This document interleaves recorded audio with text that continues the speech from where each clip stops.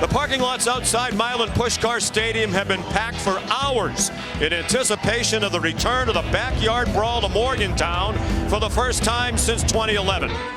The Pitt Panthers have made the 75-mile trip south. They arrived ready to go to work with their helmets on right off the bus. The West Virginia Mountaineers completed their Mountaineer Man trip with a rub of the coal, a nod to the hard-working and proud people of this state's coal industry. It's a blue-collar rivalry that dates back to 1895, and it returned last year after a hiatus of more than a decade. The backyard brawl is officially back. They call it the backyard brawl. It's an opportunity to show the world who we are. They're here and they're screaming. It's you and you're dreaming. Hey, how much you want it? Kick the living hell out of Pitt. Those thoughts are all muddy. It's you and you're bloody. This is the backyard brawl. These teams hate each other. We don't like them and they don't like us. Sweet Caroline doesn't know country roads.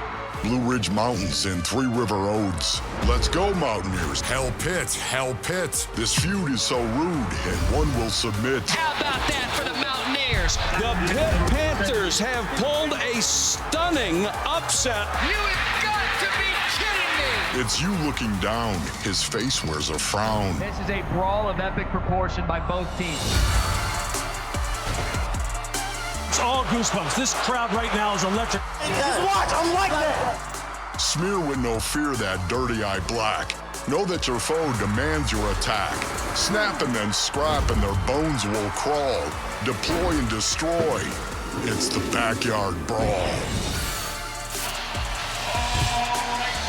And it is the 106th edition. Welcome everybody to ESPN Saturday Night Football on ABC, presented by Capital One. This is the Big 12 on ESPN as the West Virginia Mountaineers of the Big 12 Conference hosting the Pitt Panthers of the ACC. The weather almost heavenly here in Morgantown, West Virginia. Temperature near 70 degrees, a light breeze, perfect as these two rivals renew the backyard brawl.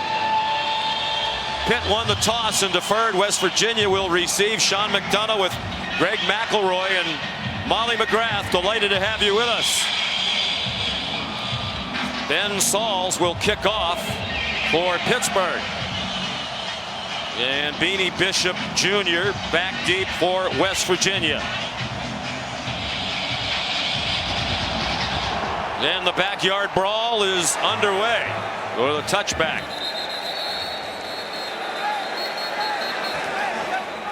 So here comes West Virginia on offense, led by Garrett Green, the junior quarterback from Tallahassee. First year as the full-time starter. He played behind JT Daniels last year. Started the last two games of last season. It is his team now, and Greg, a guy who can hurt you as much with his legs as he can with his throwing arm. He's an excellent deep ball thrower, still a work in progress on the intermediate and the underneath, but his legs and keeping plays alive, that's what makes him very dangerous. Not a big guy at 5'11", 202 pounds. They hand it off to Jalen Anderson, and he's dragged down after a gain of 4. Taken down by Javon McIntyre. Neil Brown, the head coach, calls the plays for West Virginia with considerable help from the offensive coordinator, Chad Scott. C.J. Donaldson is the running back. They faked it to him, and the pass deflected, intended for Cole Taylor. And batted out of the air by Dayon Hayes, the defensive end. It'll be 3rd down and 6.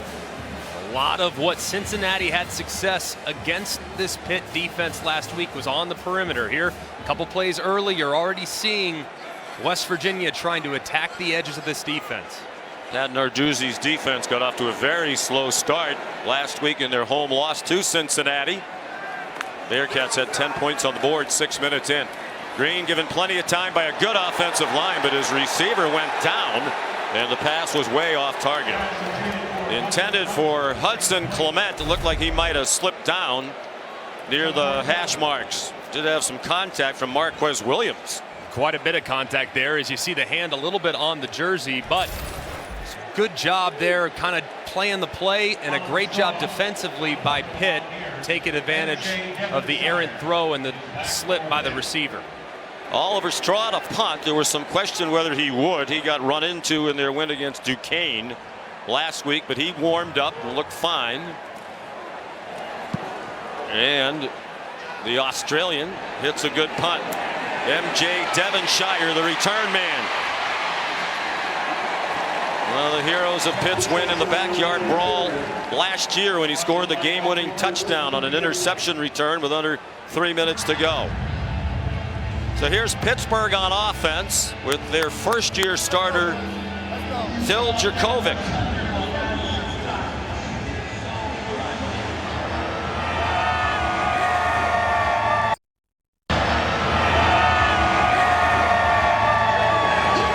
And we welcome our ABC audience to Morgantown, West Virginia for the 106th meeting in the backyard brawl. Pitt and West Virginia, two schools separated by 75 miles.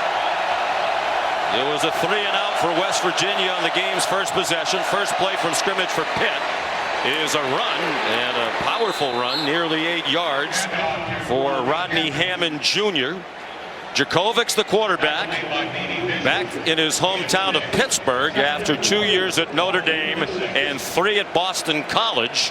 He's their starter, and Greg McElroy off a very rough week last week against Cincinnati. And a lot of people will look at the accuracy issues last week, but the offensive line gave up a ton of penetration and a lot of pressures. They have to play much better up front against West Virginia. Coaches say Jerkovic was hit 21 times. Hammond gets the first down.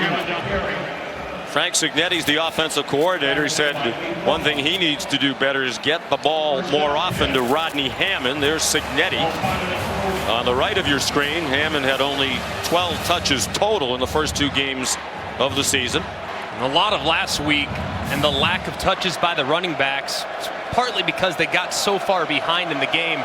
Very important for Pitt to get off to a fast start to quiet this West Virginia crowd.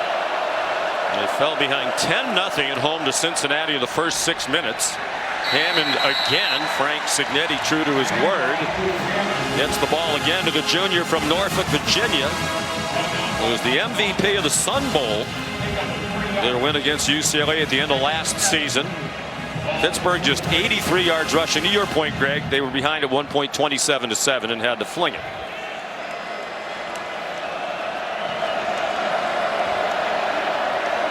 Second down and 7. Hammond remains the running back. They have 3 backs they feel they can feature.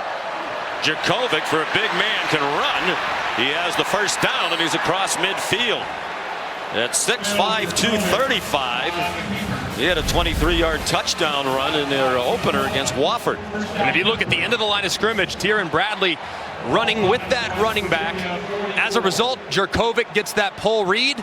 He takes it around the edge, and a good job out in front by Bub Means, number 0, trying to secure the defensive back. But Bub Means, they got to get going in the passing game as well on the perimeter. He's a transfer from Louisiana Tech. Came in highly touted. Has had just 2 catches. Plenty of room outside to the right. Hammond again.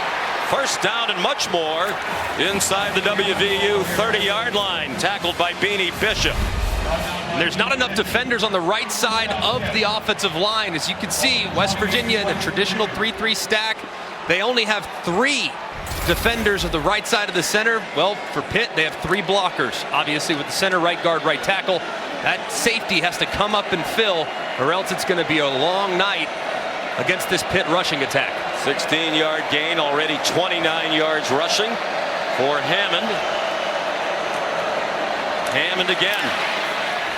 Powerful run inside the 20 against the West Virginia defense that has struggled, to put it mildly. Last year, they gave up just under 33 points per game for Neil Brown. They were 116th in the nation in scoring defense. Here on a 2nd and 1, too. Need to be very careful if you're West Virginia. Pitt's been running the ball very efficiently early, but here in a 2nd and short situation, is where I'd go with a hard play action and see if I can't slip the tight end Gavin Bartholomew out. This is where they like to target him on the field. Sebo Flemister now the running back, one of those three we mentioned. And he weaves his way for a first down and much more inside the 10. Good old-fashioned Pittsburgh football. They love to run it, and they're playing power football to start the backyard brawl. And a nice job, too, by number 68, Blaze Zubovic. He's starting at left guard.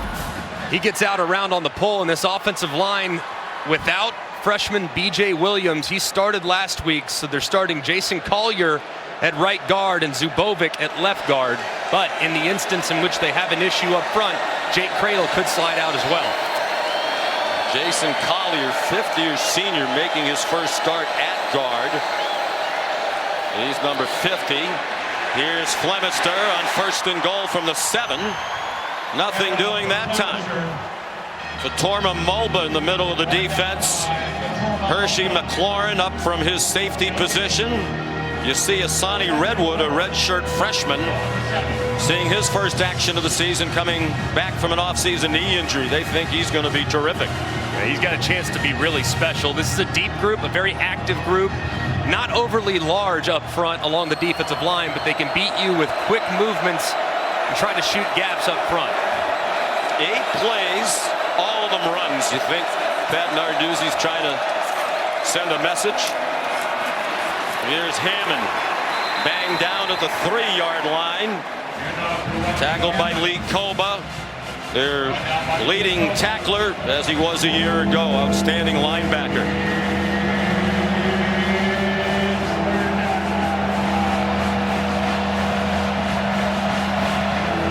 Third down and goal.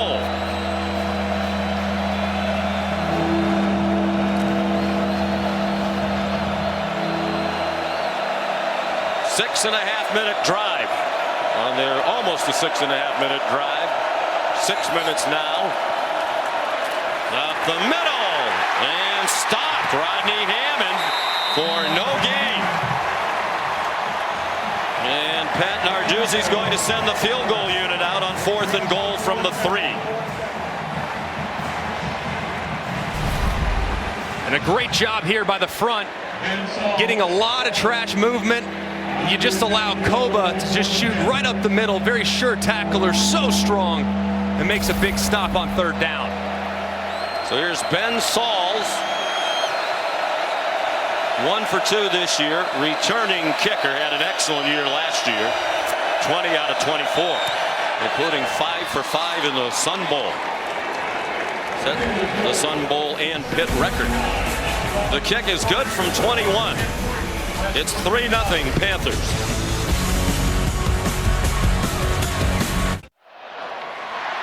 Welcome back to Morgantown, West Virginia. An impressive opening drive for Pittsburgh. They went 67 yards and kicked a short field goal. Sean McDonough, Greg McElroy, Greg, all 10 of those plays were runs. In a rivalry game marked by physicality, this history, that's quite a statement to open the night. I would say so. Clearly the challenge was received along the offensive line. A difficult week last week for that group collectively, especially in pass protection. Pat Narduzzi said we kind of had to go back to the drawing board just a little bit. Got to make practice more uncomfortable. Got to make practice more difficult. So I think they emphasized more physical play in practice, and clearly the first drive was a bit of a statement. Ben Sauls kicks off. This one is returnable from the 6-yard line for Beanie Bishop, transfer from Minnesota. And he's down just shy of the 25. Here's Molly McGrath. Well, Sean, players on both sides of this rivalry agree. Backyard brawl week just feels different. West Virginia players watched the same video on repeat all week long, and in the video, Pitt players were waving them off the field after the loss, taunting them and talking trash. And players told us rewatching that video reminded them of the anger and disrespect they felt, saying we never want to feel that way again. And in Pittsburgh, the practice facility had Country Roads and the Mountaineer fight song blasting to get them ready for this loud environment, and Pitt traveled extra security personnel preparing for this hostile Morgantown night. Probably a good idea. C.J. Donaldson driving the pile, He made his debut for West Virginia in the backyard brawl. It was in the season opener last year, and he was a revelation as a true freshman. He ran for 125 and a touchdown on just 7 carries, and he blocked a punt. Matter of fact, his block punt set up his 5-yard touchdown run. That game last year was the first backyard brawl since 2011 because of conference realignment. This rivalry went away, but it came back with a flourish last year. There were 7 lead changes in Pittsburgh's 38-31 win. Garrett Green, probably a design run, trying to find some room as he follows the big right tackle, Doug Nestor, and nothing doing there. It was back and forth all night. And at the end of the game, the ball goes through the receiver's hands for West Virginia. M.J. Devonshire will forever be remembered in this rivalry for the pick 6 that gave the Panthers the lead. The last-ditch effort for Mountaineers came up short. That pass at the 1 was ruled incomplete. Here's 3rd down and 3.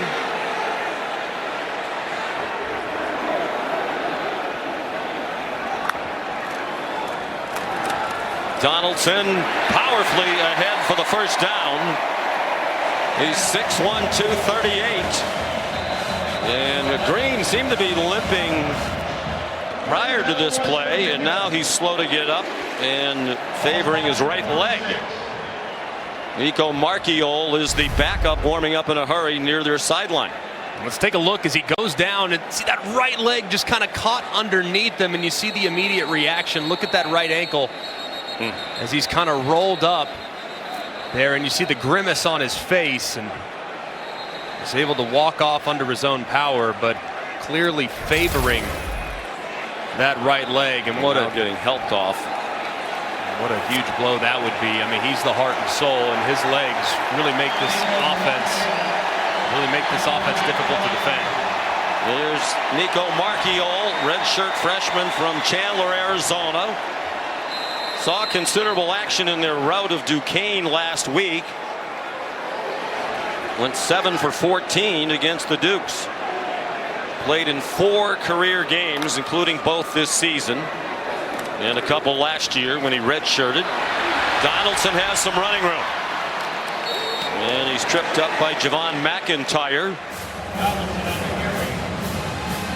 In the absence of Garrett Green, it's going to put even more of an emphasis on C.J. Donaldson, who at 240 pounds, just such an effortless runner. He's got great speed, terrific back, and this offensive line anchored by Zach Frazier at center, one of the best in college football at his position. Neil Brown thinks he is the best center. And his 37th career start. Marchiol, he carried 4 times for 22 last week.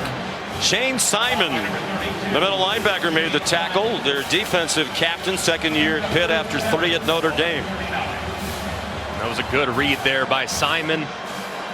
The defender chased the running back, which led Marchiol to pull that ball, but Simon was right there. That was extremely well diagnosed and a good tackle in the open field. 3rd down and 7. They believe the offensive line is the strength of their team. They'll probably lean on the run game even more heavily without Garrett Green. Movement up front. There are flags down. Marchiol deep down the sideline. More flags as he threw it in the direction of the speedy Hudson Clement with Marquez Williams in coverage. And DeAndre Jules putting heat on Marchiol. Jeff Heiser is the referee. It's an ACC officiating crew, and now it looks like Green's limping to the locker room. Terrible news for West Virginia.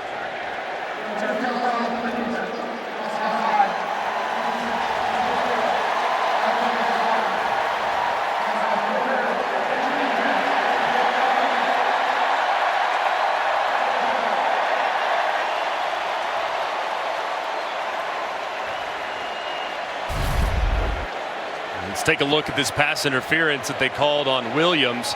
A lot of contact there on the outside. You see, I mean, that's a good call by the official. And this is a Pitt defensive back group that wants to be extremely physical. Their defensive coordinator, Randy Bates, actually traveled to the officiating meeting just to see what you can get away with. And right there, obviously taking a little too far. Shaheem White, the running back, now a true freshman. Markio's pass almost intercepted. Donovan McMillan went flying up, a transfer from Florida.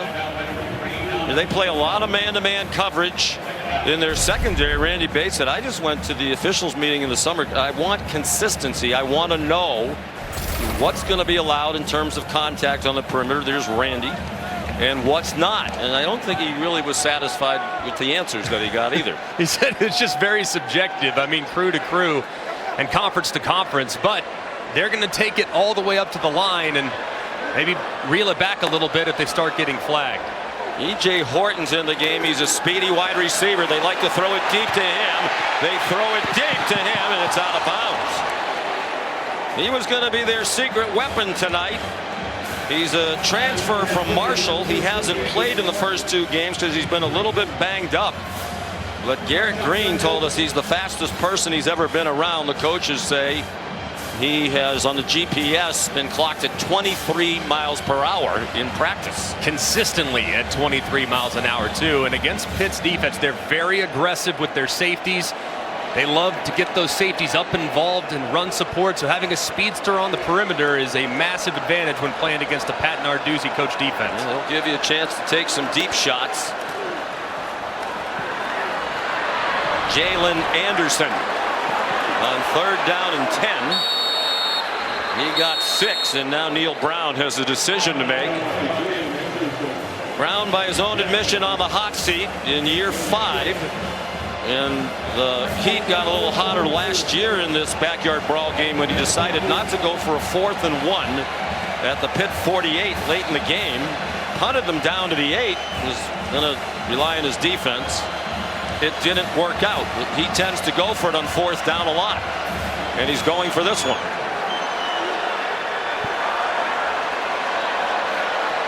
These are the kind of games that could get coaches off the hot seat, or at least the heat turned down with a win in the rivalry. And that pass intended for Cole Taylor, broken up by Shane Simon. And the Panthers take over on downs. Leading 3-0 is Pitt with 3:09 to go in the opening quarter of the backyard brawl. ABC's Saturday Night Football is presented by Capital One. What's in your wallet? A lot of close games in this rivalry. The last 3 meetings here in Morgantown decided by a total of 8 points. Of course, West Virginia fans still trying to recover from the 2007 game when they were number 2 in the country and seemingly on their way to play for the national championship. And Pitt, a 28-point underdog, beat them 13-9. 3-0 Pittsburgh here. They just took over on downs. Their second possession about to begin. They had 10 plays on the first drive, all of them rushes, average 6.7 per carry.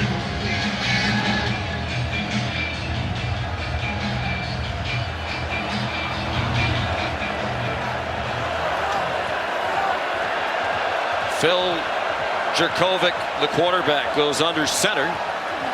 They stick with the right side again, and it's Sebo Flemister. Another big run. There's a flag down across midfield. Lee Koba, another tackle for the Mountaineers. First down, Pitt. Flag on the play. Holding offense. On the wide receiver, Bub Means.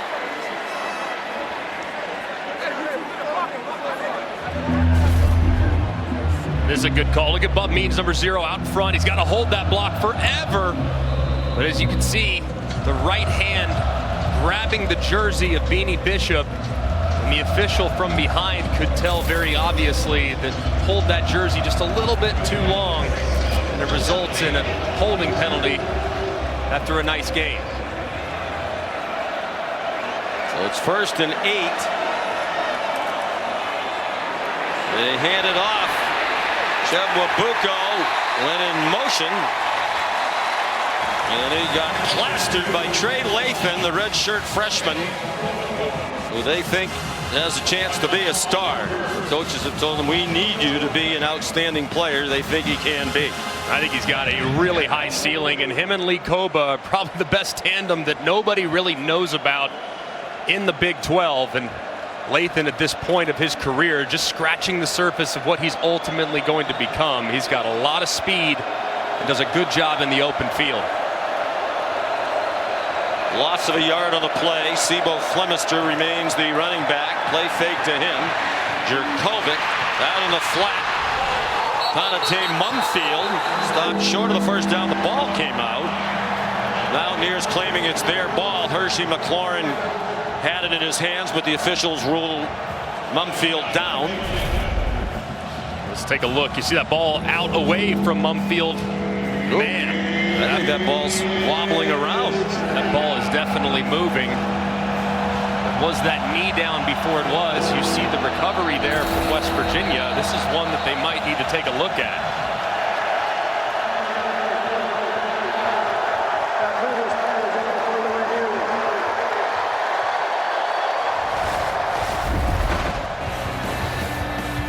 Remus Kazika is the replay official.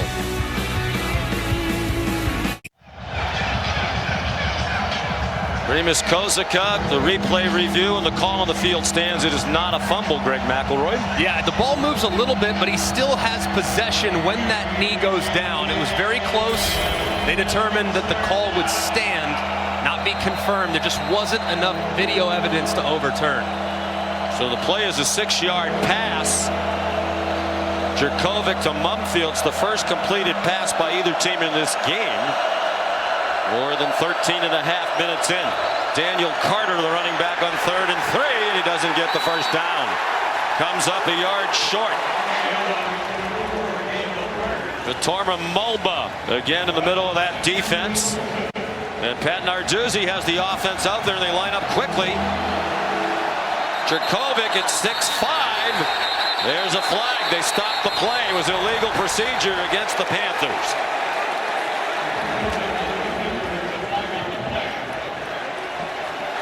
Before the snap, false start. Offense, single four.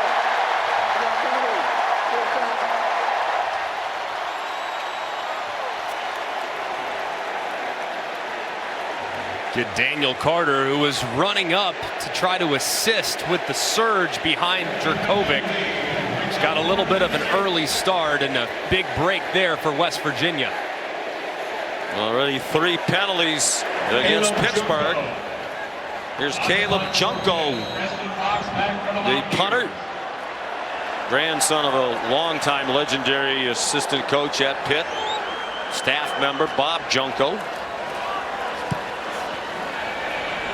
And a good kick. If he gets the bounce, he did not. Little too much on it. 56-yard punt by Junko. There's Kevin Nagandi. John, good evening. Time now for our AT&T 5G studio update. Number 11 Tennessee at the Swamp Book and in some trouble here. Joe Milton feeling the pressure, and then he's picked off. Yeah, Joe Milton, like Greg McElroy, just throwing it up and it gets picked off. Tennessee Vols felt like they were in trouble, Kev. Devin Moore getting the pick and then helping that offense, setting up for a score because they're already up 12-7. Here comes Graham Mertz with the keeper. It's now 19-7 Gators. This game on ESPN. Back to the MAC team of Sean, Greg, and Molly. All right, thank you very much. 1st and 10, West Virginia. With the backup quarterback still out there. Nico Marchiol after Garrett Green, the starter. Looked like he suffered an ankle injury. He's gone to the dressing room. C.J. Donaldson, the ball carrier. Then he got 4. You see Marchiol, a guy that was really highly recruited. I mean, really throws the ball, excellent, talented runner. Was an All-American. Army All-American, and a guy that was recruited by a bunch of folks. So this is a guy that, even though he's not the starter, he's very capable there under center for the Mountaineers. The Gatorade Player of the Year in Arizona out of Hamilton High School. 3-0 Pittsburgh. ESPN's presentation of college football on ABC will return after this message and a word from our ABC stations.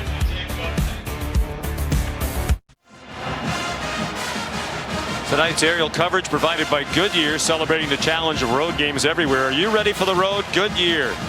More driven. Gorgeous mid-September night here in Morgantown, West Virginia. 63 degrees.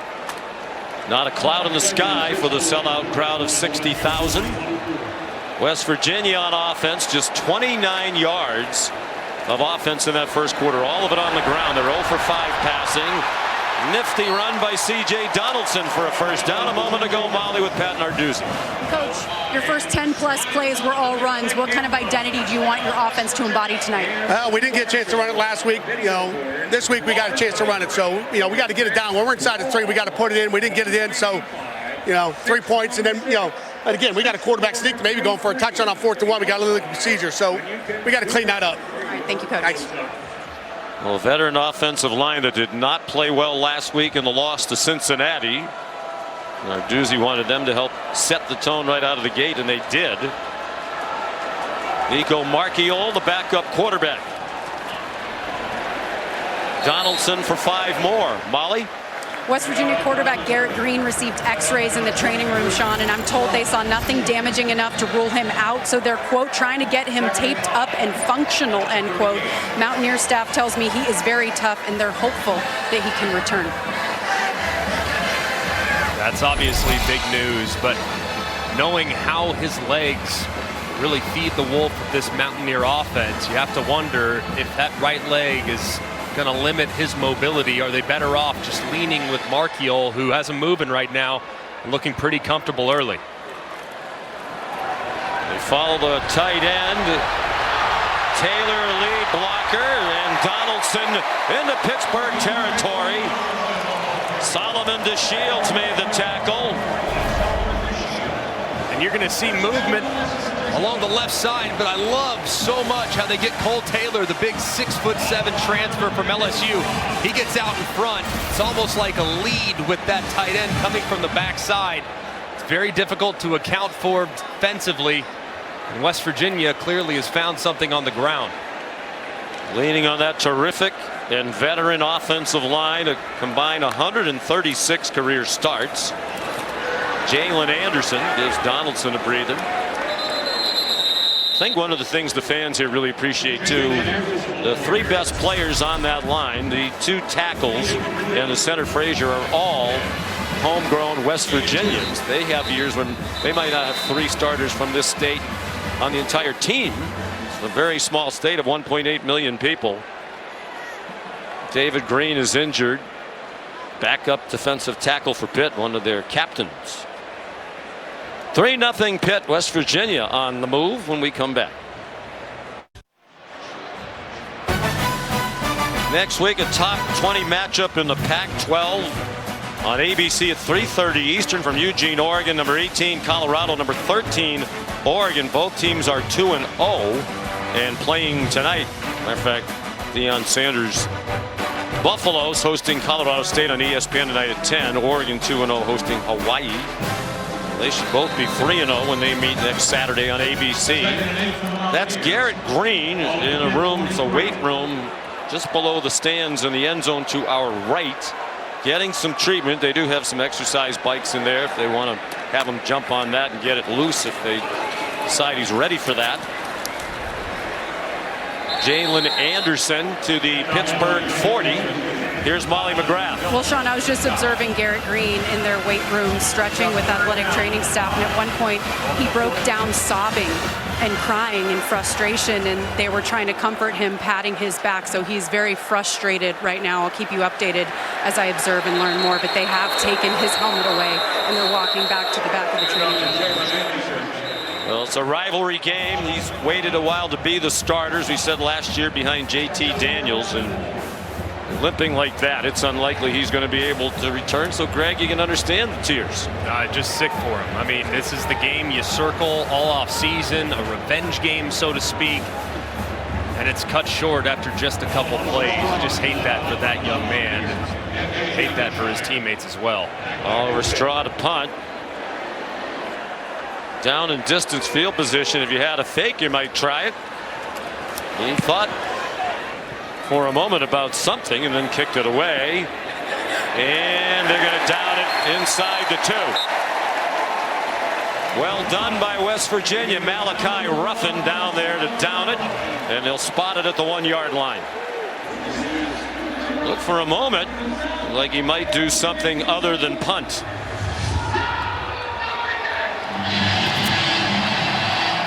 That's a huge play there for West Virginia. As you can see, the progressive pylon cam, just excellent work there by Malachi Ruffin, who's starting at corner tonight in place of Andrew Wilson-Lamp. Nice play there on special teams to back up the Pitt Panthers.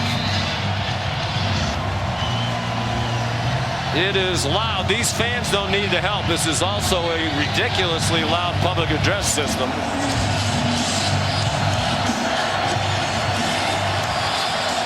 So the veteran 60-year quarterback Djokovic trying to get the Panthers out of the hole here. And there's a flag down before the snap.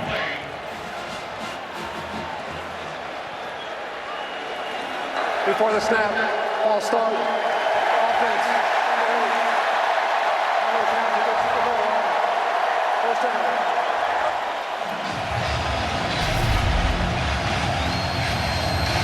You can see right there, the end of line of scrimmage. They get Carter Johnson, who just flinched ever so slightly on this part of the field. Usually the offense is going to try to go on 2 because if you could draw them offsides, you get a free 5 yards. But if you jump offsides, you lose half. So it's worth the risk offensively. Rodney Hammond, the running back. Djokovic powers it out near the 3-yard line. We talked to Pat Narduzzi about Djokovic, who's a newcomer to the program. One of the first things he talked about was his poise. And that'll be tested in this situation. Played a lot of football. Starter the last 3 years at Boston College. He was not good last week. The fans at Pittsburgh started booing. And after the game, Djokovic said, if you're a grown man booing in that stadium, you have to look at yourself. It's pathetic. That brought more heat toward Djokovic on social media. Back in Western Pennsylvania, he's a record-setting quarterback in the Pittsburgh area in high school. Hammond stacked up, a gain of a half yard, and that's it. Lance Dixon up from the secondary.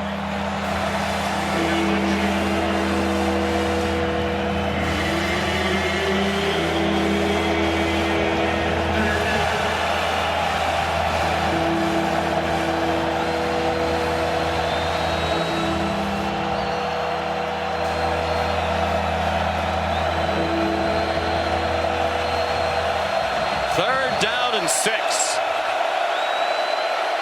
And more deafening noise from the Mountaineer faithful. Daniel Carter, the running back. He takes the handoff inside and gets smothered by Sean Martin. Their best defensive lineman. They think he has NFL potential. The junior from Bluefield, West Virginia, on the Virginia border. And just a great job dragging down Carter in the backfield. Sean Martin so disruptive, big body. Right there, he makes a huge play to force 4th down. Caleb Junko from deep in his own end zone. Preston Fox, the return man, makes a fair catch at the West Virginia 45. Good punt. 49 yards and no return.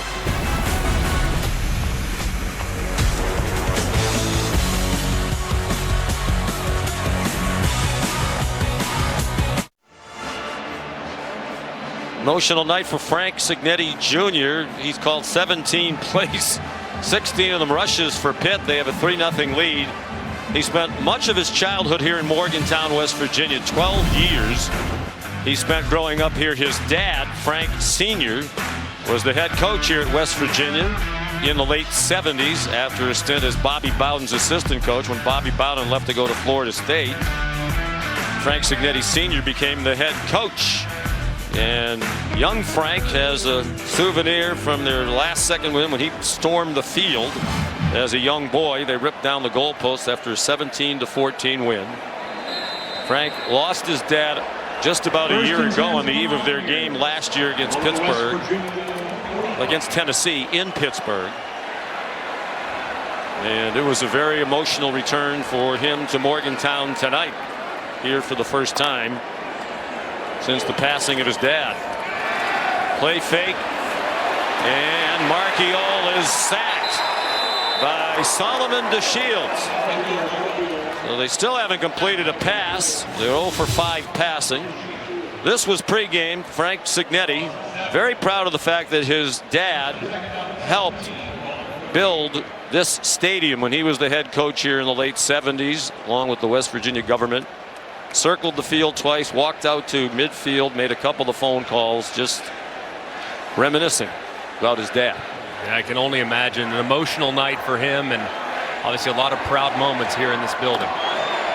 Dad went on to have a Hall of Fame career at IUP, Division II Power up the road in Pennsylvania. Here's Cole Taylor, the first completed pass of the night for West Virginia. Each team has one completion now, nearly midway through the second quarter. That one goes for 13, still short of the first down. A nice design there by the offensive staff, and a good call by Neil Brown. They've been running the ball so well between the tackles. You fake the run inside, you slip your big tight end out in the flat, and you make this 3rd and manageable. 3rd down and 4, might be 4 down territory. As you said, Neil Brown goes for it a lot on 4th down. They have Taylor go across the formation again, leading the way for Jalen Anderson. And a first down for West Virginia at the Pitt 36. And you're going to see a defensive lineman kind of shoot across, kind of out of position, really takes himself out of position, and there's nobody there on the left side of the offensive line. This was a problem last week for Pitt. Their defensive line overly aggressive, and they got out of position, which resulted in some big plays for Cincinnati. That was 13 for West Virginia on the Anderson run. He stays in. It's down to the 33, taken down by Jimmy Scott, the redshirt freshman who was the man you pointed out was a little bit out of position on the last plays out of Cheektowaga, New York. They roll a lot of guys defensively. Pitt does as good a job as just about anybody, making sure they play 5 or 6 defensive ends, 6 or 8 defensive tackles. They'll always have fresh bodies, but they have to be sound when their backups go in. Marchiol handed it off to C.J. Donaldson. And he's stopped by M.J. Devonshire. They were 2 of the standouts of last year's backyard brawl in Pittsburgh. Devonshire, the game-winning pick 6 with under 3 minutes to go. Broke a 31 all-time 56-yard touchdown.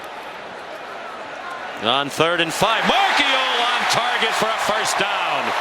Devin Carter, the transfer from NC State, to the 16-yard line. It's a great job by Marchiol. He's going to see this star defender Lovelace. His eyes are in the backfield. As soon as he presents the ball into the running back's belly, he pulls it on the run pass option, throws a strike, and an excellent conversion for the backup quarterback. Now 2 for 5 passing. That one good for 15 yards. 5.5 to go in the half. Donaldson stopped after a 1-yard run. He was recruited as a wide receiver and a tight end, so it was a big surprise when as a true freshman in his first game last year at Pitt, he had so much success running the football from the running back position. Timeout, Pittsburgh. Pat Narduzzi's defense on its heels here in the second quarter. All season long, student sections around the country competing to be the Taco Bell Live Más Student Section of the Year. Download the Taco Bell app to learn more. This one would have to be in contention. Big and boisterous. I'll tell you what, I came downtown at about 8:45 a.m. this morning, and they were hydrating very, very well. This place is ready to roll tonight. It's a great environment. Good drive for West Virginia. This will be the 8th play. Marchiol's 2 out of 2. They missed the handoff and turn it over. got crossed up with C.J. Donaldson, and Bam Brima recovered the fumble.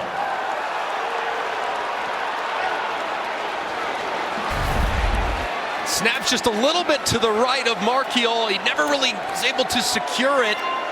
And as the back, Donaldson's going across, just never really has possession of the ball, and what was a really well-executed drive ends as a result of a mistake. As you take a look at the defensive coordinator, Randy Bates, bailed out by a terrific job. Brima jumping on the ball. They handed it to him. Good timeout by Pat Narduzzi. Tried to stop the momentum of West Virginia, and they did. Jurkovec, low throw, and it's incomplete, intended for the fine tight end, Gavin Bartholomew. So much of the conversation centering around West Virginia the last couple weeks have been the issues in the secondary, and so far they said that they would address it. Jordan Leslie's come under a lot of fire, the defensive coordinator.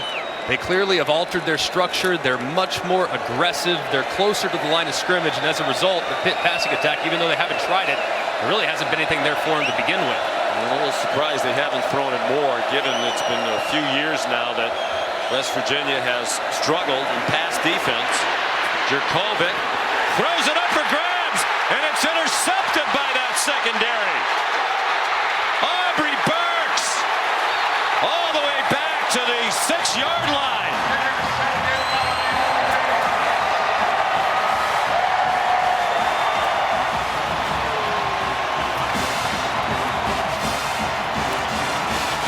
He's the best player in that back end, all-conference second team a year ago.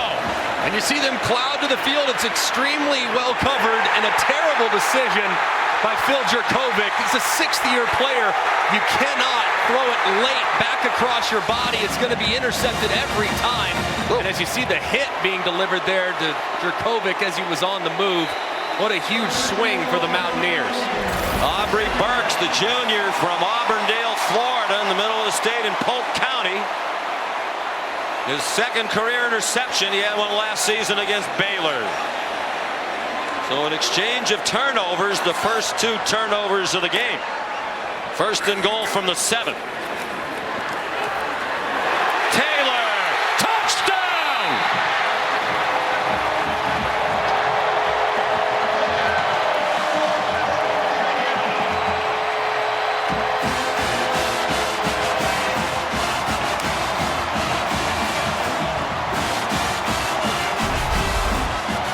Cole Taylor, they've been doing this all night long, but he has been blocking. Instead here, he releases out into the flats. And how about the job out in front, too, by Cortez Bram, locking up that corner and securing the edge as Taylor finds Pater. What a huge momentum swing for the Mountaineers. His first touchdown as a Mountaineer. He's in his first year here as a transfer from LSU. Neil Brown said he's by far the best receiving threat at tight end that he's had in his 5 years as head coach. The extra point is up and good from Michael Hayes, and West Virginia takes advantage of the turnover.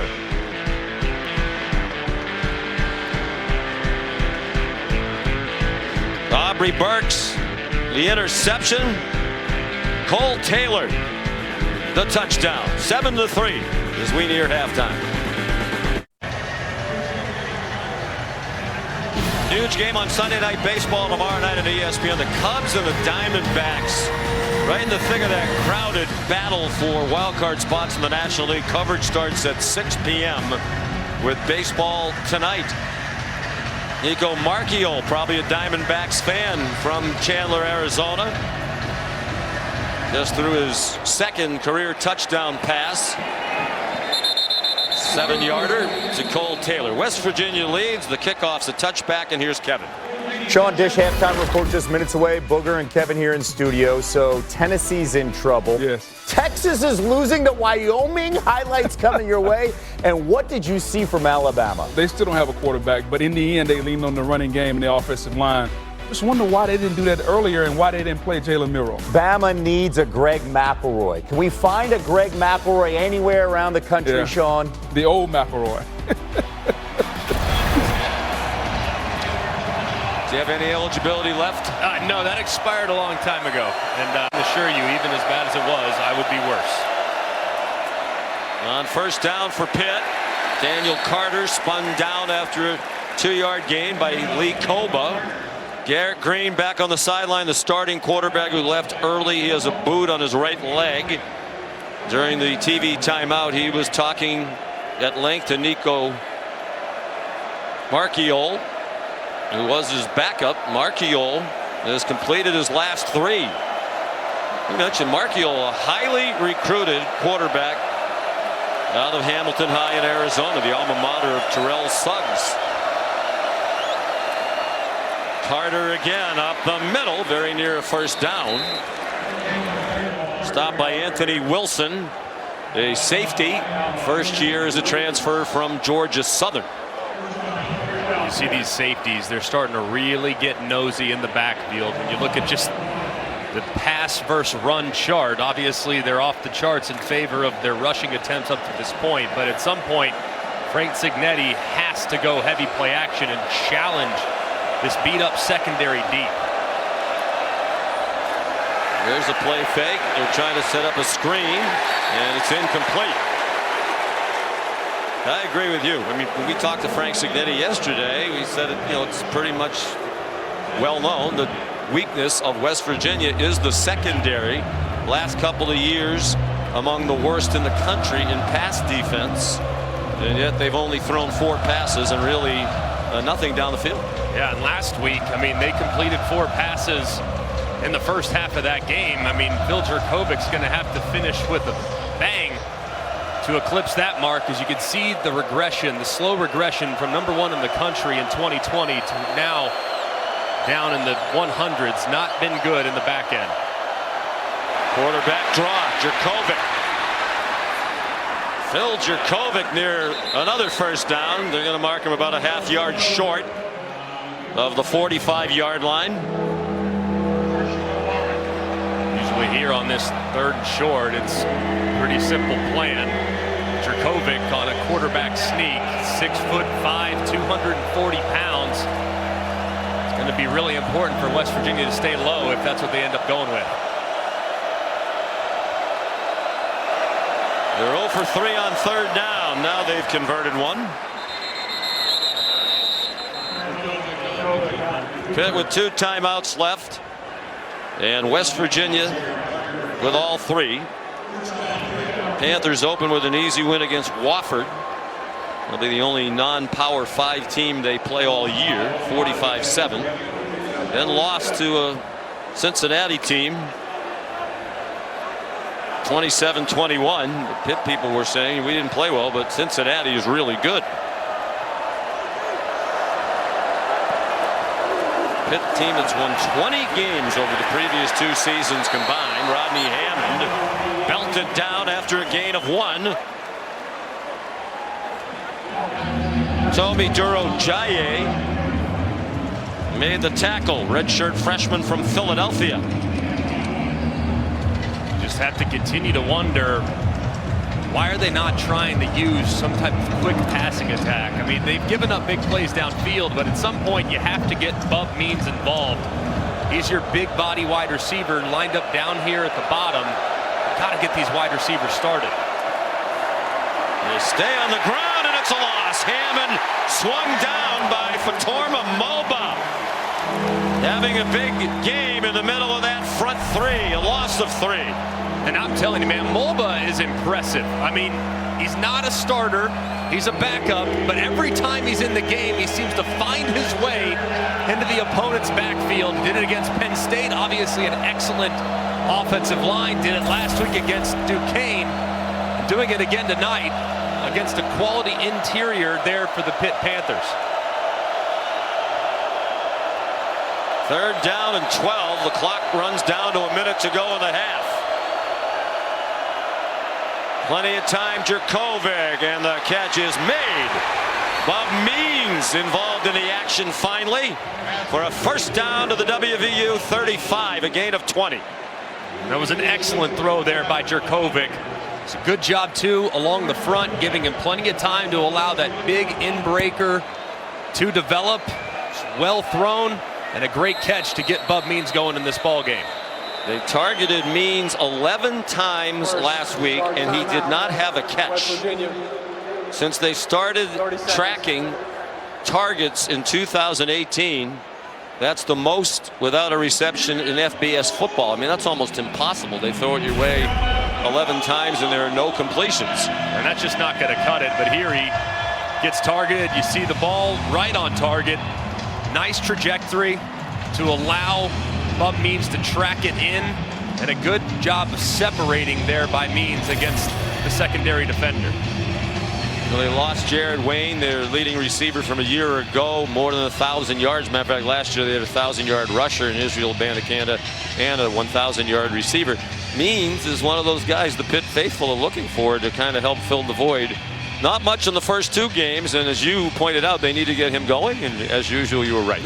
He's just so important. When you have a big, dynamic weapon that's playing your X receiver, that can really help out not just your passing attack, but your rushing attack too. He's a guy that I think they thought would at times draw a safety help over the top, which would obviously soften up coverage and allow you to run against more favorable looks. So he's got to come on. He was a good backup last year at 27 catches, particularly good in the Sun Bowl. And they're looking for more from him now in a lead role. Jerkovic given time. They brought pressure. Didn't get there. Day-Day Reynolds, the intended receiver. And there is a flag down at the 20-yard line along the near side. Malachi roughened the coverage for West Virginia.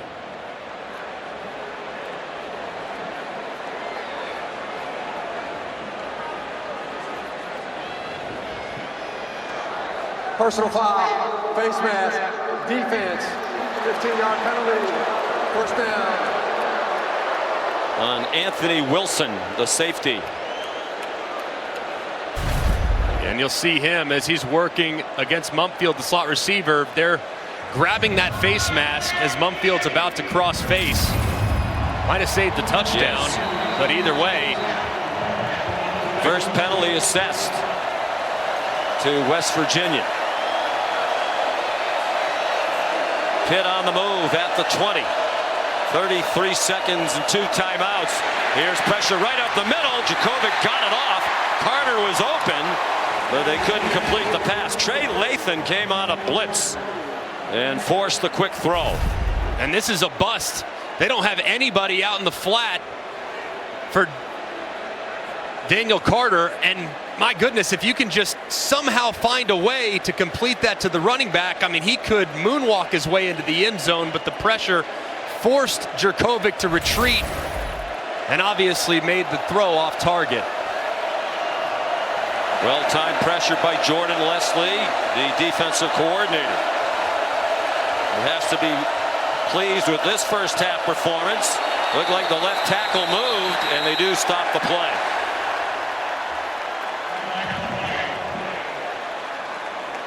Prior to the snap, false start, offense, number 76, 5-yard penalty, second down.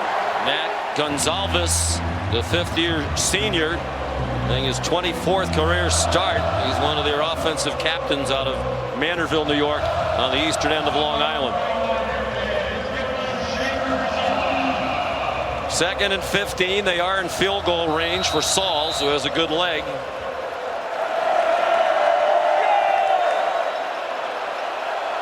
Jerkovic just 2 out of 6 after completing 31% last week.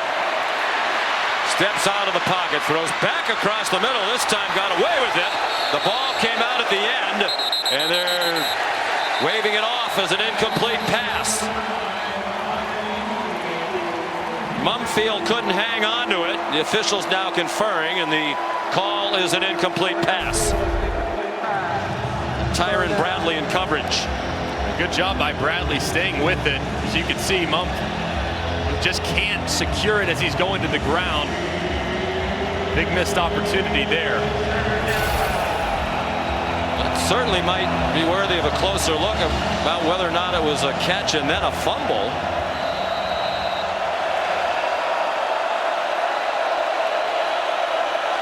Here's 3rd down and 15. They're letting the play continue.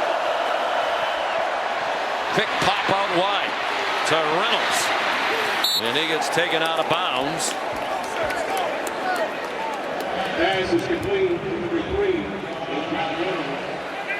So it's 4th down, and the field goal team will come out.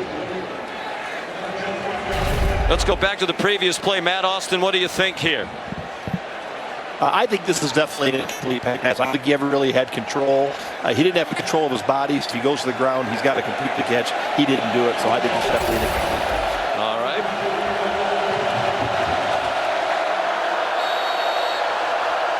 So here's Ben Sauls. And Neil Brown runs out to call a timeout. Second charge timeout. West Virginia. Try to freeze the kicker.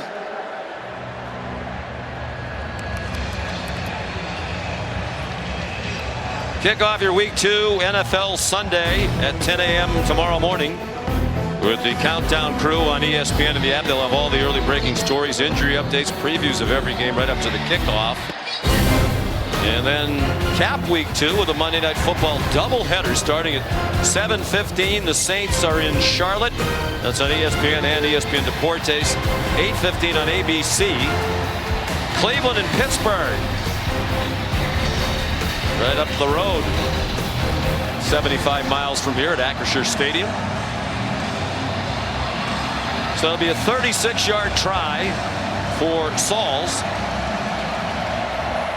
The hero of their Sun Bowl win. He made a 47-yarder with 4 seconds left to give them a 2-point win over UCLA, part of his 5-for-5 performance in the Sun Bowl. Cam guesses the holder, and it is good. A couple of short field goals for Sauls tonight. That one from 36. He connected earlier from 21. So 9 seconds to go in the half in a pitcher's duel here in Morgantown. Time for the Aflac trivia question. Who was the last West Virginia player to start in 4 straight Pro Bowls? Man. Trying to think. You would think it'd have to come from what was such a great time in West Virginia football there in the 2000s. I mean, surely they had a guy that started in 4 straight Pro Bowls. But is that a hint? I don't. Well, 1952 to 55. Or Scott Johnson might be trying to steer us down the wrong path. I will not take the bait. I'm going to assume there was someone on that team in the mid-2000s that went on to play in multiple Pro Bowls. There's so many great players at both of these programs. How about Pittsburgh? 10 former Pitt Panthers in the National Football League Hall of Fame. And more to come soon. Larry Fitzgerald is not far off from his spot in Canton. I think he's a lock. You feel good about absolute lock. Probably in the first year. Sauls bangs it out of the back of the end zone. Well, we heard from this gentleman earlier, and I'm proud to call him a friend. Ron Wolfley was a great special teams player for the Cardinals. It's the answer to the Aflac trivia question. 1986 to 89. There's Wolf, who voiced over our tees, wrote it and voiced it. The history of the backyard brawl. What a great guy. Now very popular. Unnecessary roughness. Receiving team number 97. Penalty is half. He misses the goal line. First down. It's Jalen Thornton, who, by the way, is the son of another one of the all-time greats at West Virginia, John Thornton, who played a decade in the NFL. But Wolf, now a very popular talk show host, and is the color commentator on the Cardinals radio with the great Dave Pasch, and one of the great guys. I love Wolf, man. Just He's a character. Awesome. What a voice. The Distinctive voice. Just a great voice, great dude, and obviously a great player. I would think this would be take a knee. The penalty, first and 10 on West Virginia 13. Interesting that they go out of the shotgun rather than go under center. And neither team's going to stop it here. So Garrett Green, the starting quarterback, knocked out in the first quarter with a lower right leg injury. And Marchiol solid in relief. Here's Molly McGrath. Aubrey, you had the play of the first half. What did you see in that momentum-swinging interception? QB scrambled out the pocket, just plastered on my man. Seen the ball thrown, I broke on my break and went to go get the ball. It's been hard for them to throw the ball all night. What kind of statement is your secondary making here? We just want to prove to ourselves, had a rough 2 weeks coming out. So just trying to prove to ourselves, show West Virginia that we're here to play ball. All right, thanks, Aubrey. Thank you much. Sean. Aubrey told us yesterday takes the failures of the secondary personally. The entire unit does. He thinks they're capable of much better. So far, so good. They're up by 1 at the half. The Dish halftime report after this message and a word from our ABC station. The backyard brawl is officially back. They call it the backyard brawl. It's an opportunity to show the world who we are. They're here and they're screaming. It's you and you're dreaming. Hey, how much you want it? Kick the living hell out of Pitt. Those thoughts are all muddy. It's you and you're bloody. This is the backyard brawl. These teams hate each other. We don't like them and they don't like us. Sweet Caroline doesn't know country roads. Blue Ridge Mountains and Three River Roads. Let's go, Mountaineers. Hell Pitt, hell Pitt. This feud is so rude, and one will submit. How about that for the Mountaineers? The Pitt Panthers have pulled a stunning upset. You have got to be kidding me! It's you looking down. His face wears a frown. This is a brawl of epic proportion by both teams.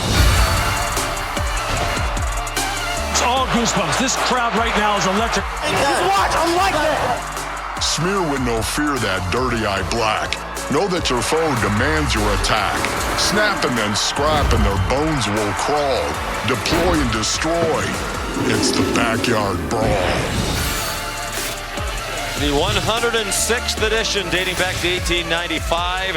It's Saturday Night Football on ABC presented by Capital One. This is the Big 12 on ESPN. West Virginia of the Big 12 leading Pittsburgh from the ACC 7-6 as we get ready for the start of the second half. Sean McDonough, Greg McElroy, and Molly McGrath. West Virginia to kick off. Michael Hayes to boot it away. Kenny Johnson back deep for the kickoff. And it is returnable, and they'll try it. And Johnson upended at the 20-yard line.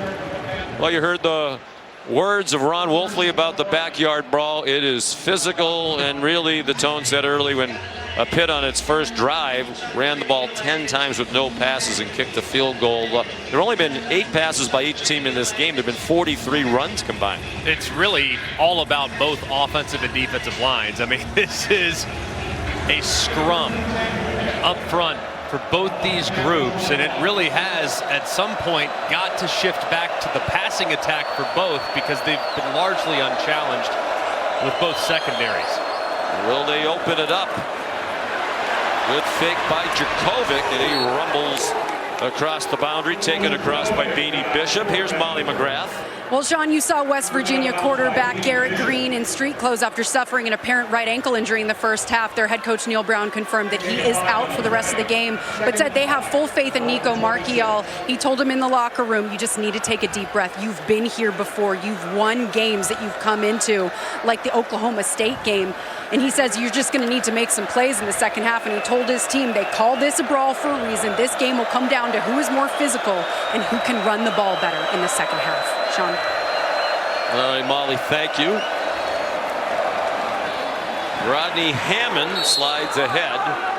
Got within a yard of the first down. And to Molly's report, Greg, it does seem like the backyard brawl is not too big for young Nico Marchiol. He's definitely gotten more comfortable as the game went along.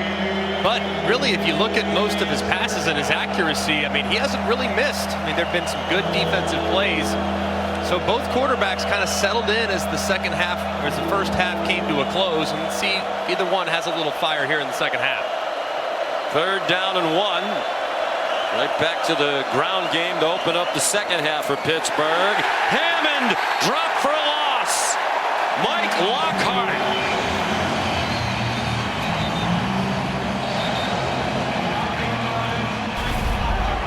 just a great job by Lockhart. You're going to see him squeeze right around the right guard. That's Collier, who just misses him, and he makes a big play on 3rd and short in the backfield. Collier is the new starter, first career start as a 5th-year senior. B.J. Williams, true freshman, was going to start at guard, but he got dinged up during the week. We believe it was a concussion. Here's the punt by Junko. Returnable. Preston Fox got stood up and driven back at the 39-yard line. Dylan Bennett, the tackle, and a hard one for Pitt. Let's take a look at tonight's Mark of a Fighter moment, brought to you by Modelo.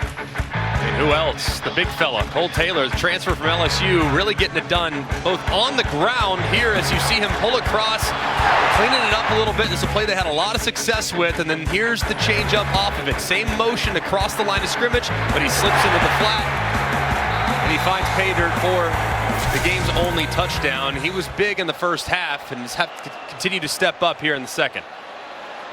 Transfer from LSU.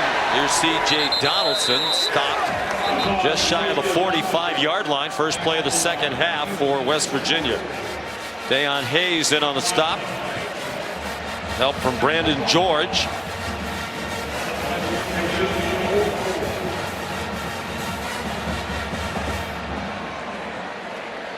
Nico Marchiol, the quarterback, 3 for 6 in the first half. Completed his last 3, including that touchdown pass to Cole Taylor. Donaldson, the running back. They're going to continue, these two teams, to just keep slugging it out on the ground. Donaldson got a first down before he got stacked up at the Pitt 48. Just an excellent job here from West Virginia's offensive line. The right side, Doug Nestor, 6'7", 320 pounds, and Zach Frazier, the outstanding center. They're really doing an excellent job neutralizing what is a very active front. Brandon Yates is the right guard. All 3 of those gentlemen, center, right guard, right tackle, are married. They each got married this spring.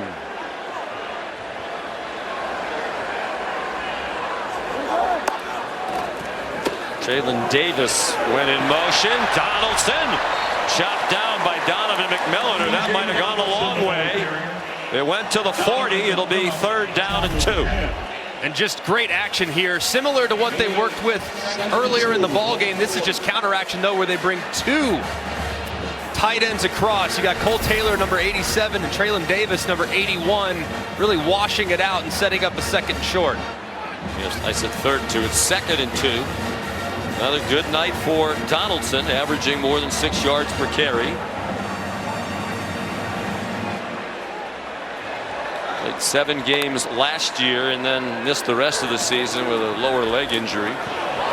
Jalen Anderson stopped short of the first down. Well played by Shane Simon.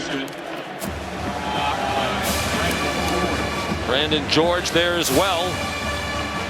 Here's 3rd down and a yard. 4.5 gone by, second half.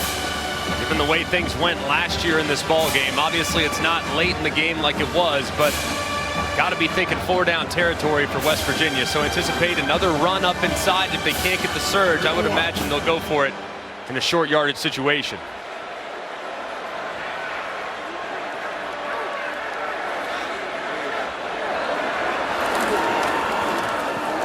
Anderson running laterally, and they chop him down short of the first down.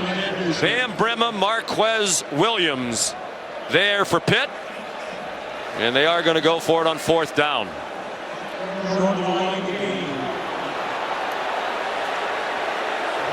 And Donaldson wants to get back in there. You'd think he'd be better in this situation. 240 pounds. He should be your short yardage back. I'm surprised they ran Anderson sideways. Marchiol, the keeper. And it looks like he has it. He's 6'1", 224. He has the first down. And here comes Donaldson back in. Kind of recruited by accident. He was at Gulliver Prep in Florida. West Virginia and a lot of other schools were recruiting his teammate Trey Latham, the linebacker who's here now at West Virginia, but they got glimpses of Donaldson on some of the highlight tapes. The wide receiver and a tight end, now an excellent running back. Just moves so effortlessly for a guy that's nearly 240 pounds. Man, he doesn't run like it, that's for sure, but still has that power of a big back. And speedster Horton in the game again. The top of your screen, they looked in that direction, but he got flushed and sacked. Shane Simon, the fifth-year senior out of West Orange, New Jersey, a loss of 9. This is a great call defensively. You're going to see double pressure off the left-hand side of Marchiol. There's only one blocker for those two blitzers, and Simon's the one that's unblocked. Marchiol's got to understand that ball has to come out. That's hot. He doesn't. He's dropped for a sack. After the play fake, Marchiol might have been hit on the throw. Tried to get it to Hudson Clement, and there is a flag down. MJ Devonshire had the coverage.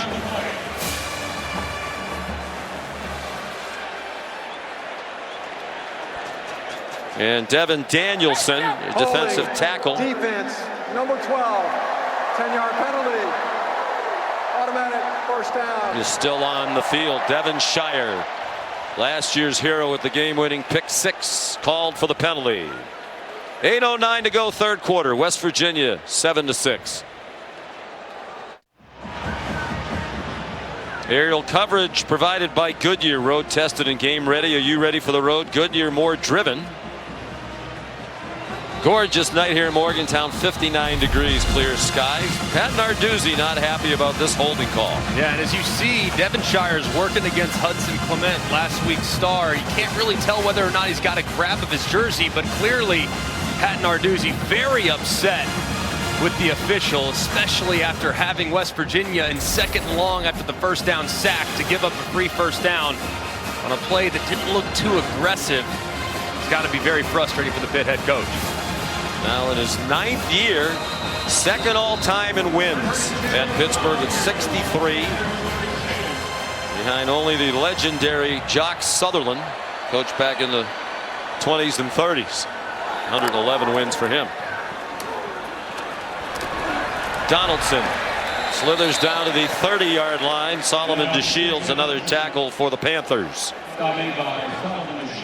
West Virginia just continues to have success right into the heart of this Pitt defense. This was a group that really ran the ball well against Pitt last year in the game, but man, it's not often when you see Pitt just getting gashed in the run game consistently 4, 5, 6 yards at a time.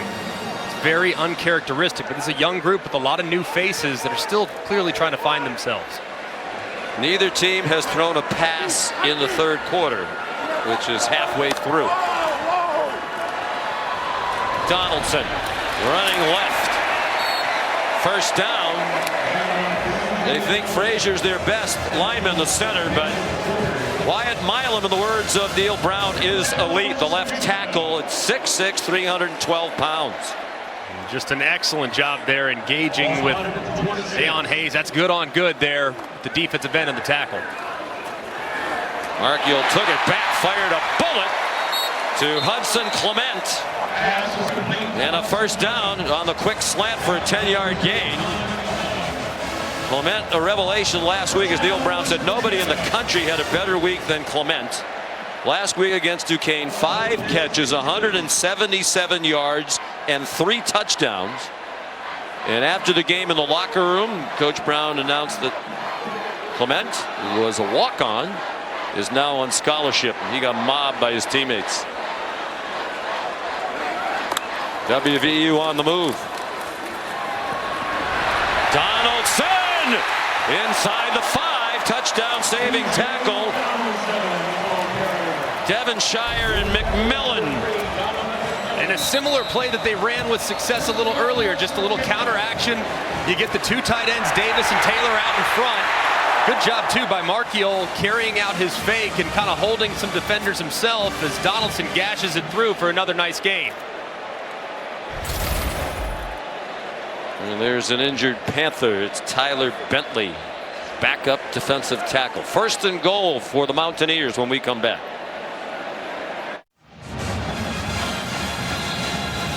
You're watching ESPN Saturday Night Football on ABC, presented by Capital One. And next week we'll bring you a top 20 matchup in the Pac-12. ABC 3:30 Eastern Time. Number 18 Colorado at number 13 Oregon. Both teams 2-0 and playing tonight. Oregon is up on Hawaii 34-3 at the half. Colorado underway with Colorado State in just a few minutes. Top of the hour on ESPN. That could very easily be two 3-0 teams and more highly ranked than those current numbers. 12th play of the drive. 11 plays, all runs for 58 yards. First and goal, West Virginia at the Pitt 3. C.J. Donaldson. C.J. Donaldson got within inches of the goal line. Looked like he would not be denied. Brandon George, the initial hit. There's Garrett Green, the starting quarterback for West Virginia, injured after their 6th offensive play. About 6.5 minutes to go in the first quarter. Actually, I want to correctly say there was one pass on this drive to Clement. Here's 2nd and goal, 2nd and inches. Donaldson, the running back, on the left hip of Nico Marchiol, the backup quarterback, who's played solidly. Touchdown! C.J. Donaldson. And here comes a penalty. That's just really dumb. Rips his helmet off.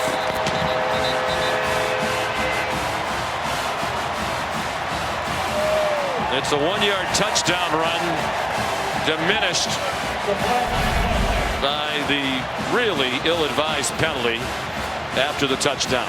And just a great job by the left side. They bring in the backup left tackle, Nick Malone, number 88. He carves it out, and they make a play. Against number 4 for taking his helmet off.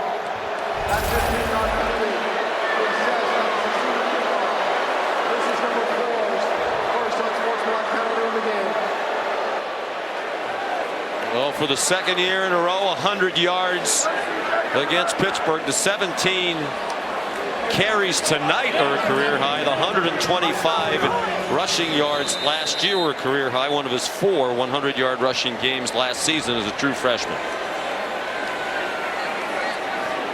Well, that is a really bad decision he made. Hayes trying to make it an 8-point game. Now you have a Pitt team, Greg, that is struggling to move the football, and they're going to get a big boost in field position because of the penalty in what is a 1-score game. Yeah, and it's an emotional moment. Naturally, you score in a rivalry game, something you think about, dream about your whole life. You have to keep your composure, man. I mean, a 15-yard penalty now assessed on the kickoff. Pitt has had very little going offensively beyond their first drive. Now, like you alluded to, Sean, I mean, that likely great field position to potentially jumpstart the engine.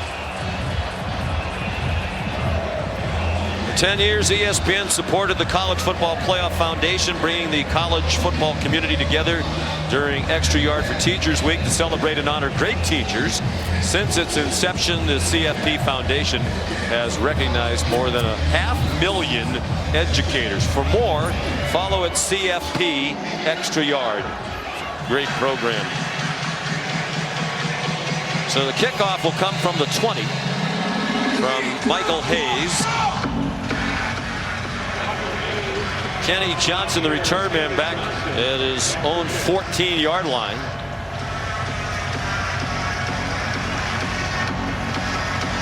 No breeze at all in the stadium right now. Johnson from the 13.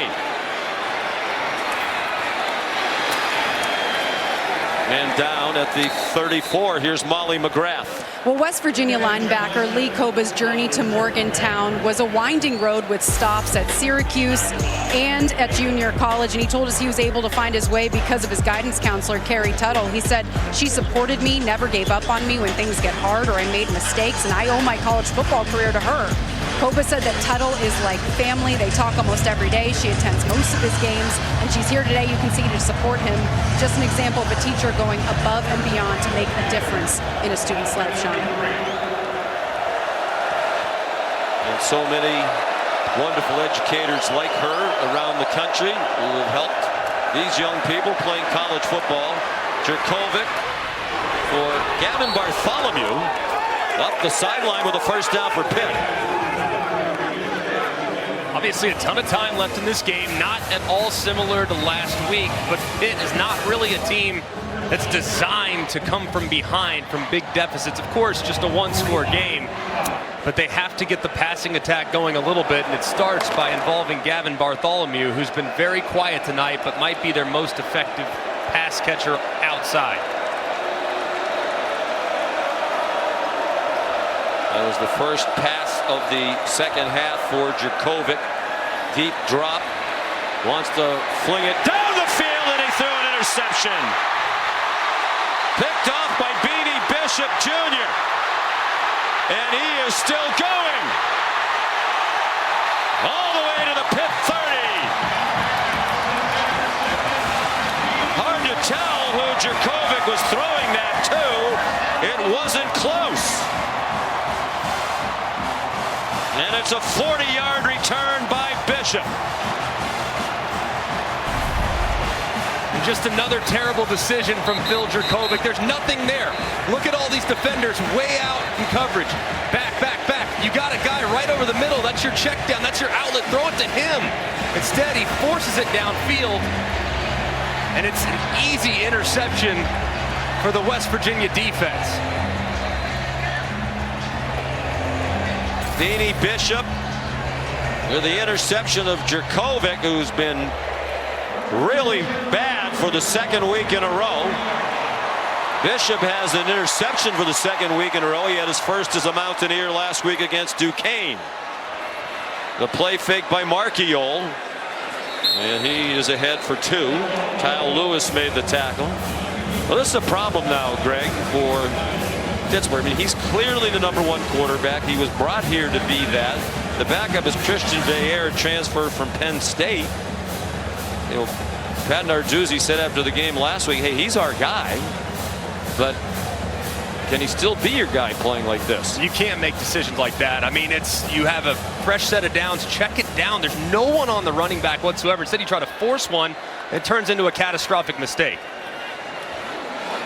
Jalen Anderson. They're in field goal range now, and that would be huge for West Virginia to make it a two-score game. Well, there's last week, 31.3% against Cincinnati, and a little bit better than that tonight on 4 out of 10, but with 2 interceptions. He hadn't thrown one this season prior to tonight. And those are the killers, too. I mean, especially given the field position that West Virginia's been afforded as a result of the interceptions. Last week, you could kind of pin it on the protection. He got hit a lot. He got pressured a lot. So as a result, he was off target. But tonight, man, the decision-making is on him. 3rd down and 5. Marchiol avoided the rush. Dumped it off short, but short of the first down to Cole Taylor. Nate Temple forced the quick throw. And the field goal team comes out. Absolutely need to kick the field goal late in the 3rd quarter and make it a 2-score game. You know, Jurkovec, to me, has regressed from 2020 when he was at Boston College. The starter, Frank Signetti, was his offensive coordinator there. You wonder if some of it is the beating he took last year behind a injury devastated offensive line at BC. He was pressured more than any quarterback in the country. Here's a big field goal attempt, 42 yards and just inside the right upright for Michael Hayes. His first career field goal attempt as a West Virginia Mountaineer, and it is good. Transferred in from Georgia State, where he was their kicker last year, also punted at Georgia State. Nice little controlled draw right inside that right upright. Looks like your swing out there on the links, Sean. I know you've got that nice little beautiful draw. Baby draw. Austin Brinkman, the snapper. 3rd year as the long snapper. The execution good all the way around. You saw Neil Brown pumping his fist. In his 5th year, they're just 23 and 26. He knows it's an important year. Every article you read about coaches on the hot seat coming in this year, his name is on it. He said, we have to win. He said, I'm not going to worry about it. I'm going to coach my team, try to get them to play as well as they can. And if the worst thing that happened is I get fired, I'll deal with it. But he stepped into a very tough situation here. The cupboard was very bare. And he's had to build it back up. I think most people believe they're getting better. The question will be, will there be enough improvement? They're picked to finish at the bottom of the Big 12 this year. They think they're better than that. Hayes' kickoff down to Johnson. Kenny Johnson, nice return to the 32. Here's Kevin Nagandi. Going time now for our Chick-fil-A move on the field. Kentucky taking on Akron, and you talk about some moves. Devin Leary in some serious trouble. Got to throw it, got to get rid of it. Finds Ray Davis. Davis somehow makes a move, waits for his blockers, and he's going the distance. 58 yards officially, unofficially, looks like 158. 28-3 Kentucky over on ESPNU. Back to you. All right, thank you very much. 1st and 10, Pittsburgh. Up the middle, Sebo Flemister. Tomiwa Georgiaye made the tackle. Well, we talk about the cupboard being bare. Neil Brown's in his 5th year. In the previous 4 years, obviously, with players that he inherited from Dana Holgorsen, they've had a total of 4 players drafted, and one of those transferred in while Neil Brown was here. By contrast, the previous 4, they had 13 players drafted, 9 in the first 4 rounds. Here's Flemister again. 2 of those 13 were first-round picks. They didn't have anybody drafted in 2022 for the first time since 2007. The 10 drafts before Neil Brown got here, they averaged 3 players drafted per year. So he's had to build it up. He came here with a terrific track record, 35-16 at Troy, more than 10 wins or more the last 3 years there. Djokovic, the ball carrier for a first down. But he knows the reality, Greg, as he said, you still have to win. You know, people don't care what you walked into. He's a good coach. I mean, he's an excellent coach. It's just, he walked in and there was nothing. There's a reason why Dana Holgorsen kind of circled 2019 and said this is the year, and then decided to go to Houston after the season when they lost those last 2 games. So difficult spot for him to be in, but he's really got to win at home. If he can win the games at home, I think he'll be in good shape. Flemister jumped by Lee Koba, the leader of that defense in tackles, emotionally, physically, the tone setter, and he's doing it again tonight. ESPN's presentation of college football on ABC will return with the 4th quarter after this message and a word from our ABC stations.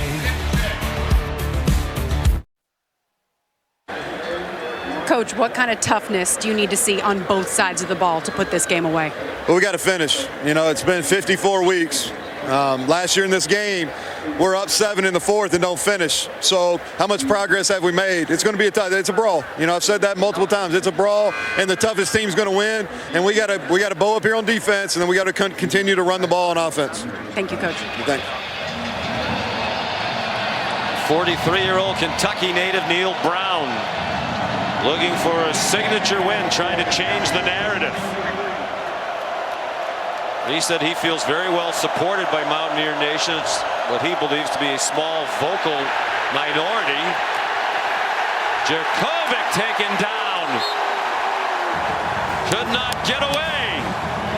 And it'll be 3rd down and long. Jared Bartlett there and Mike Lockhart.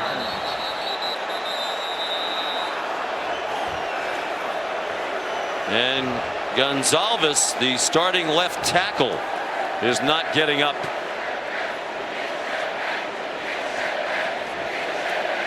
Senior captain. Timeout. Aerial coverage provided by Goodyear.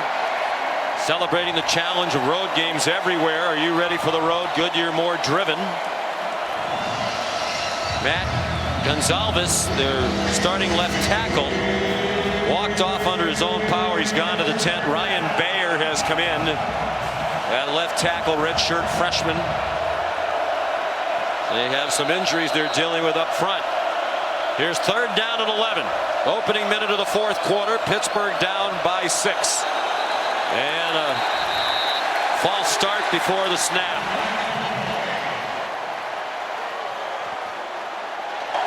Before the snap, false start, offense, number 78, 5-yard penalty, 3rd down. Branson Taylor, the right tackle.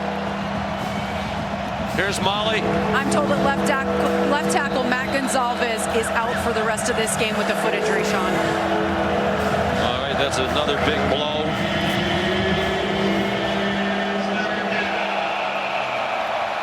Third down and 16. 7 penalties against Pitt. Phil Jurkovec checks it down, and they can't even complete that pass. Daniel Carter couldn't catch it. Probably wasn't going to get the first down anyway. But pretty simple throw, you would think, Greg, and catch. Yeah, one where it looked like Jurkovec thought that Carter was just kind of stay stationary. Carter drifted away. As a result, the ball was low. That thing needs to get out quicker to Carter to give him a chance to see if he can't turn the corner and pick up the first down. There's Caleb Junko.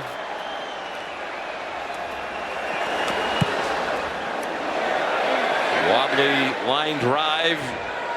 Landed near the 20. Took a good bounce. Dangerous fielding of the ball by Preston Fox. And as Molly reported, Gonzalez down for the rest of the night and walking toward the locker room. Here's Kevin.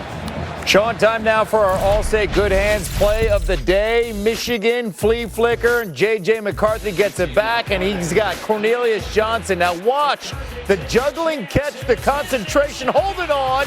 50 yards in the big house, 31-6 right now. Michigan all over Bowling Green. Back to Sean, Greg, and Molly. The last game without Jim Harbaugh. So 13 minutes to go. West Virginia the ball. And an 11-point lead with Nico Marchiol, the backup quarterback. First charge timeout. West Virginia.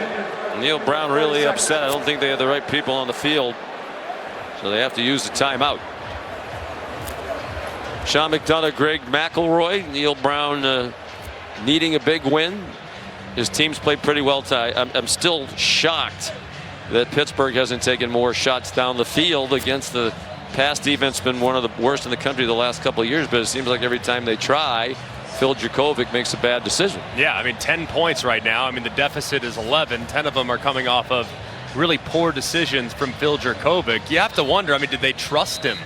I mean, at some point, you got to throw caution to the wind, and you got to challenge a group that really has struggled. I mean, putting it lightly, they've been really bad these first couple weeks of the season, giving up big plays, giving up run after catch, being soft in coverage. Been better tonight, but still, it's a group that still has question marks across the board at both safety and corner, and yet they haven't really tried anything through the air. Well, there's the secondary that's had to defend only 11 pass attempts by Jurkovec tonight. Out of the pistol with Donaldson, the running back. He did well to get across the line of scrimmage. Brandon George in on another tackle.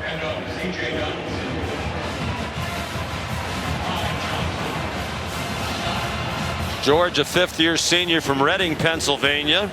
And now it's Donaldson hobbled. I wonder if it's a cramp. He's carried 18 times for 102 and a score.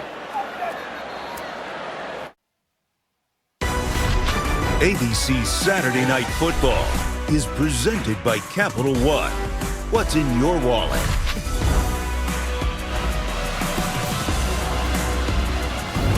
What a night so far for C.J. Donaldson.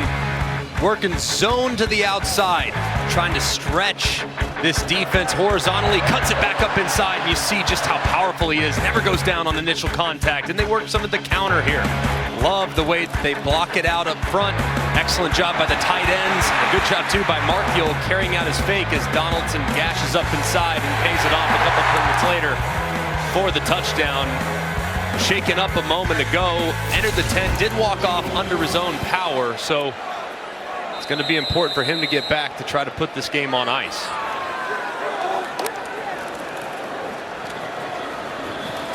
Jalen Anderson informs. Donaldson came off. West Virginia's really not had a big play all night. Their longest run is 17. Their longest pass play is 15. They don't have a 20-yard play. Longest play from scrimmage in the game is the 20-yard completion by Pitt in the first half. Jerkovic to Bub Means. This has been a grind it out, slug it out, keep the ball on the ground, backyard brawl from the start.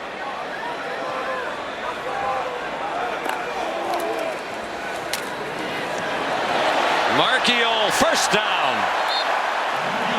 Out to the 24.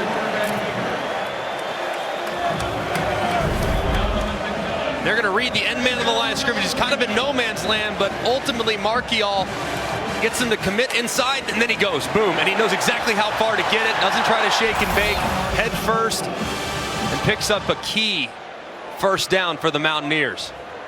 From a football family, his dad Ken played in the NFL. He's a brother who played at Texas A&M and was in the Arizona football program.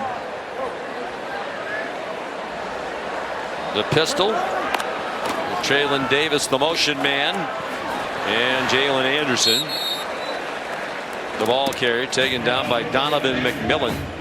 Big 12 now is only on ESPN Plus. Here are the matchups for next week. Texas Tech is here against West Virginia. Sam Houston versus Houston. If you're a Big 12 fan, sign up today at ESPNplus.com/Big 12 now. 3 straight home games for West Virginia.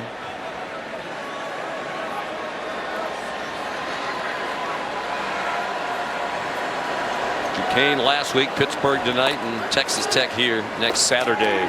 After the play fake, Markiel on target and a nice catch by Preston Fox.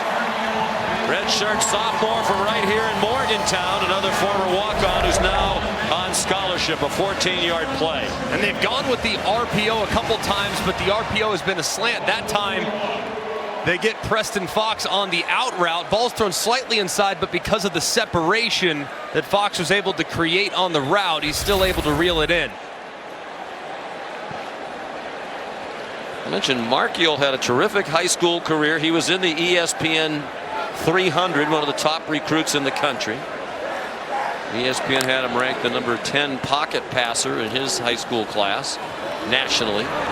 Jalen Anderson slips down at the line of scrimmage along the near sideline with Van Brimma there for Pittsburgh. He put up some big numbers in high school, did Markiel. Passed for 8,310 yards, 91 touchdowns in 43 games. Took his Hamilton High team to the state semifinals as a senior. Stepping in for Garrett Green tonight. He's played well before, but of course the emotions of a rivalry game, it's going to test the young players, and he's handled, I think, himself very, very well under the circumstances.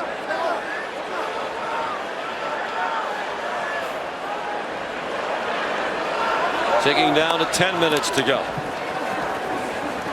Markiel looked like he might be dropped for a loss. Instead, he turned it into a gain of 3. Another tackle by Donovan McMillan. Donaldson trying to get loose on the sideline. We're looking at his right leg while he was down on the turf.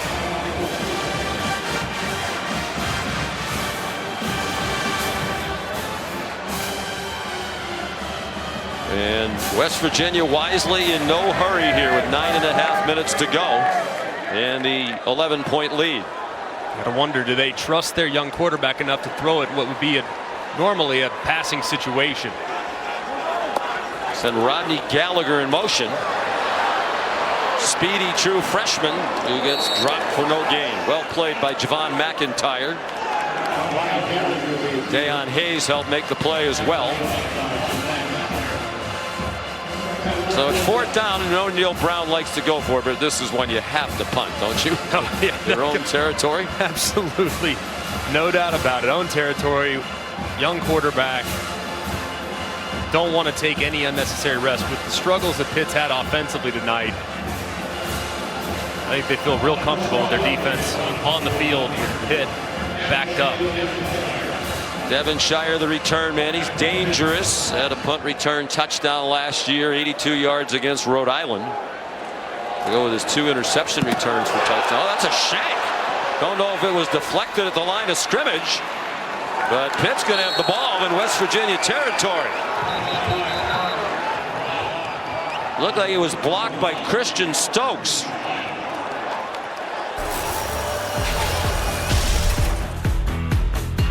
Rasheem Biles, the 31 on the other side. Yeah, he got a piece of it. It wasn't a shank. It was blocked by Biles.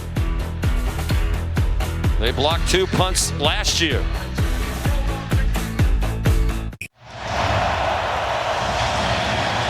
As you can see, number 31, Biles, coming off the right-hand side, really trying to give something to this Pitt team that hasn't done much here in the second half. Biles gets a piece of it.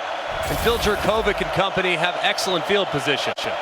Their best starting field position of the night, the West Virginia 48. They were in dire need of a big play. They got it from the true freshman.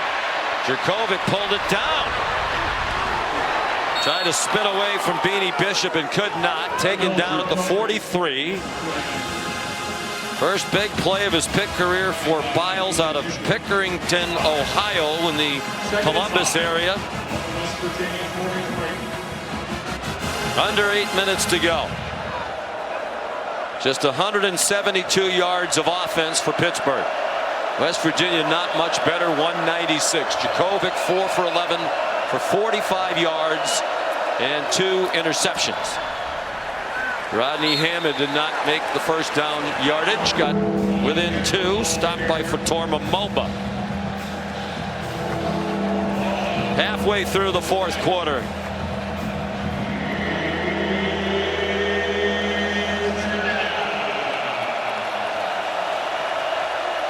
Sharp contrast to last year's backyard brawl, a 38-31 game. First down carry for Hammond with 7 lead changes. As Neil Brown said earlier, they had the lead in the 4th quarter and let it get away. This one played very close to the vest on both sides. West Virginia 36. There are 97 plays from scrimmage in this game. 75 of them have been runs. 11 pass attempts by each team. Jerkovic, plenty of time. Has the crosser for a short gain. It's above Means to the 31-yard line. And they're trying to go a bit more quickly here with 6.5 minutes to go. All 3 of their timeouts. West Virginia playing very soft in coverage, is trying to keep things in front and forcing Jerkovic to be patient and try to methodically work his way down the field instead of forcing it the way he has multiple times. They bring pressure. Forced a throw up for grabs, and it is incomplete. Mumfield looked like he got a hand on it, couldn't take it in. Jay Lathan came on a blitz and forced the throw off his back foot while retreating for Jerkovic. Just a great timing of the pressure there from Lathan as he delivered the big hit. Mumfield almost brought it in. But fortunate there for Pitt that thing didn't get tipped up and intercepted. 3rd and 5. Pitt 4 out of 10. Both teams are 4 out of 10. Jerkovic, short set, complete pass, but short of the first down to Malcolm Epps, the tight end. Well, what do? You're down 2 scores. You're in field goal range. They're going to go for it on 4th down and 1. It's a long one. Jerkovic did not appear to get there. He did not.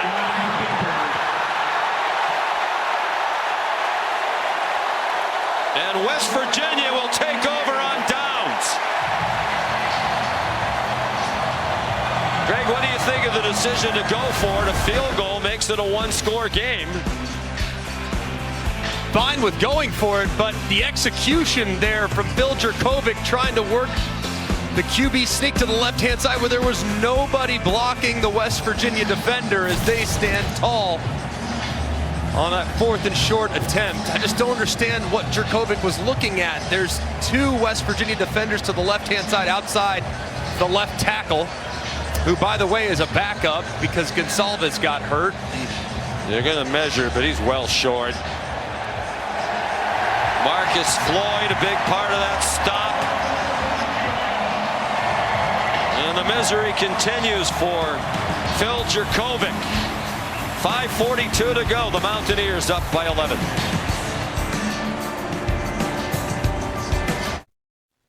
Kevin Nagani in studio checking in on the ESPN family of networks. Colorado State underway in Boulder, scoreless on ESPN. Texas just scored up 16-10 on the Longhorn Network in the 4th quarter against Wyoming. Sean, back to you. All right, Kevin, thank you here. 5:42 to go. Turnover on downs, and West Virginia has it back from its own 27 with a 17-6 lead, and Jalen Anderson in the pistol behind Nico Marchiol. Let's go back to the 4th down play. Yeah, you can see Jurkovec on a quarterback sneak. His backup left tackle is Ryan Baer. Ryan Baer's anticipating his quarterback surging forward. Instead, Jurkovec sees a bubble to the left, tries to work to the left, but unfortunately for Jurkovec, not on the same page with his left tackle. There's an unblocked defender in Trey Lathan right there waiting to stop him, and they're dropped before he can reach the line to gain. Just not on the same page with this offensive line. Ryan Baer, very inexperienced player. Played in only 3 games last year as a backup and redshirted. He did not play at all last week against Cincinnati. They lose their veteran tackle, Gonsalves, who would have been out there had he not walked off with a foot injury. Jalen Anderson, the ball carrier again. We're under 5 minutes to go. And a 3rd down upcoming. 3rd down and 4 for the Mountaineers. It's a gotta have it situation, obviously, for Pitt. Absolutely 100% have to get a stop here.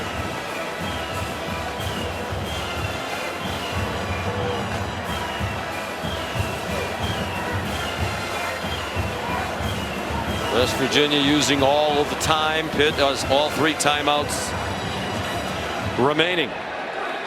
Huge 3rd down and 4. Anderson is the running back.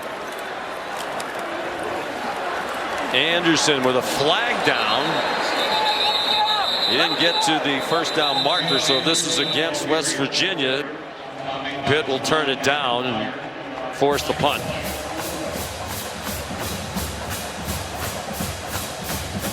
And they're looking over to the Pitt sideline to Pat Narduzzi.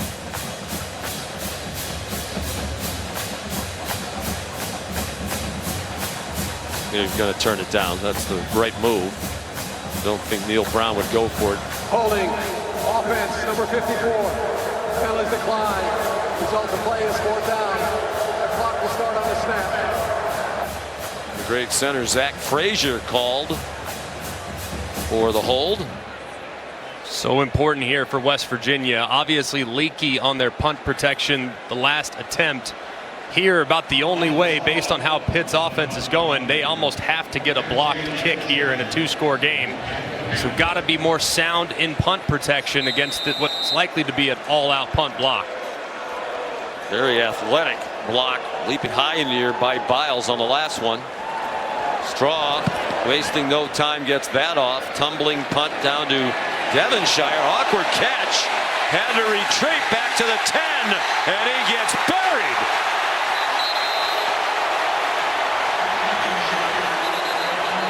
"45-yard punt and 11 yards in the wrong direction for Devonshire on the return. Malachi Ruffin down there on the coverage. And there is a flag down.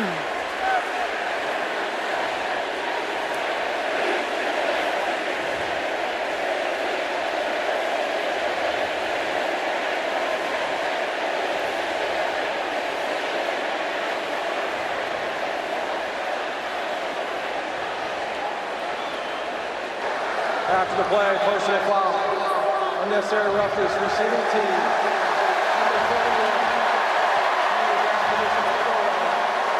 First down. On Rasheem Biles, the same man who blocked the punt on the last punt. Devonshire trouble on the catch, caught it against his ear. And then he paid the price as he got buried by Ruffin and Bartlett.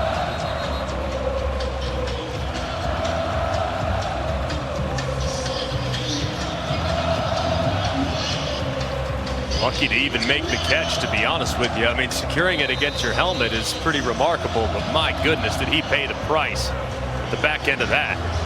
As you can see, number 31 Biles pushing what looked like the long snapper, went flying, and that was the result of the foul. So they're on their own 5, down by 2 scores, under 4 minutes to go.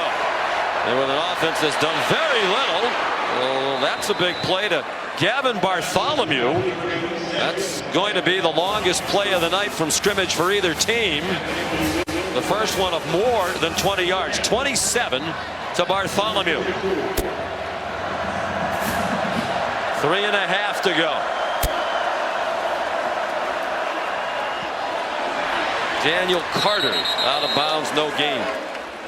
Jared Bartlett there for West Virginia. The big question here for Jordan Leslie.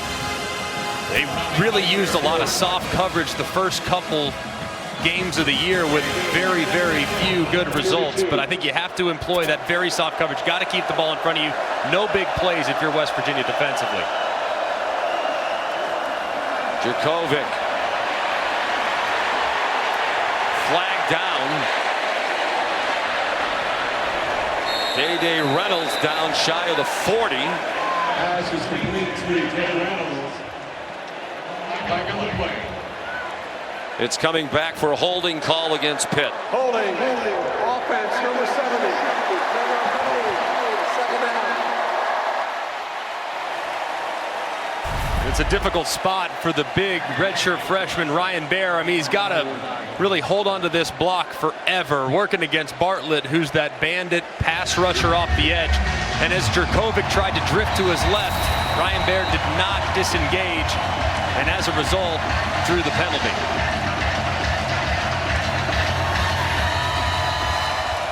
Second and 20. The Panthers back at their own 22 with time running out. 2:40 to go.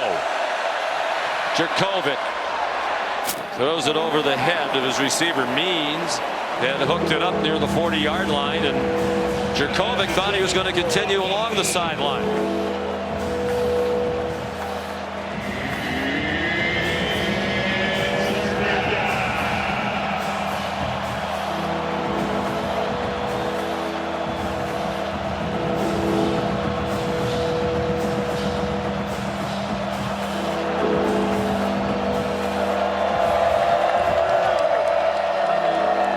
Jurkovic 8 out of 17 for 81 yards and 2 interceptions.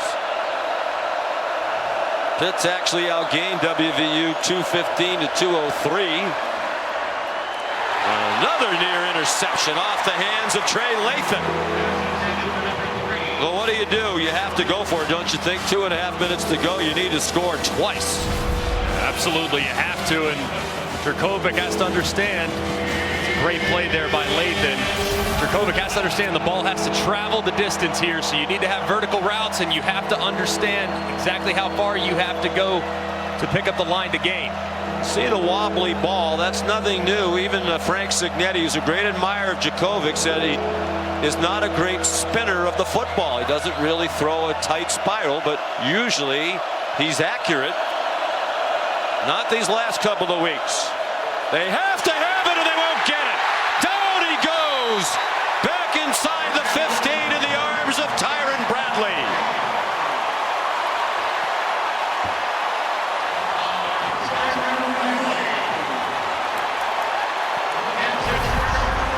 Just an excellent rush, high on the left side. And then you go up and under on the right side. Look at Bradley set up the right tackle. Branson Taylor slips inside and drops Jurkovic as he's stepping up because he feels that backside pressure. Just a perfectly executed pass rush from West Virginia up front defensively.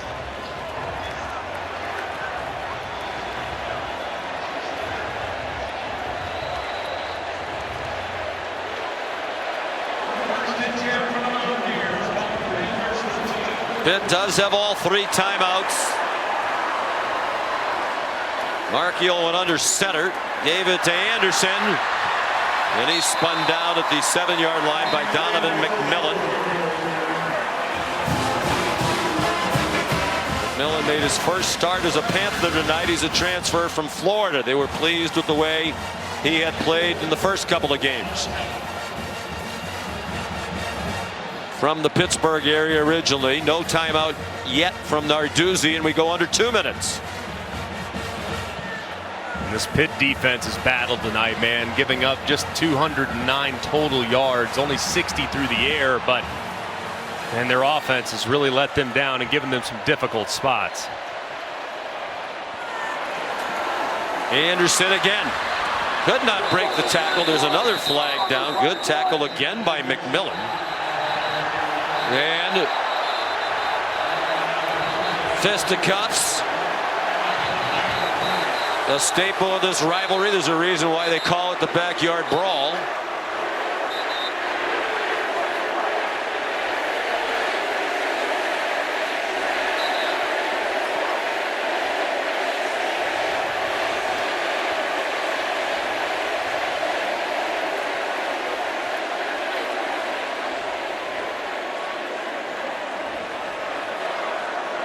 Holding. Offense, number 74. 10-yard penalty. Clock is thrown on the snap.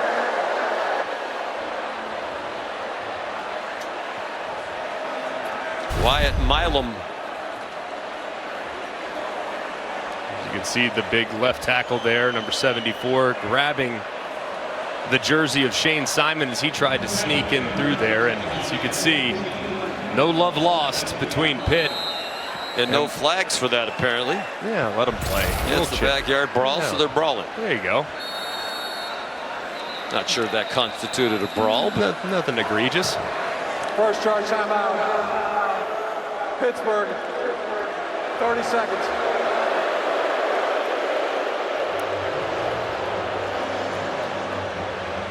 Here are the college football rankings entering today's action. Brought to you by Allstate. Georgia had a tussle from South Carolina but prevailed. How about Florida State?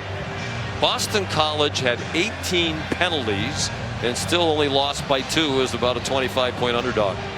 Wild game up there in Chestnut Hill. I mean, Florida State, obviously Clemson game looming, potentially a little look ahead.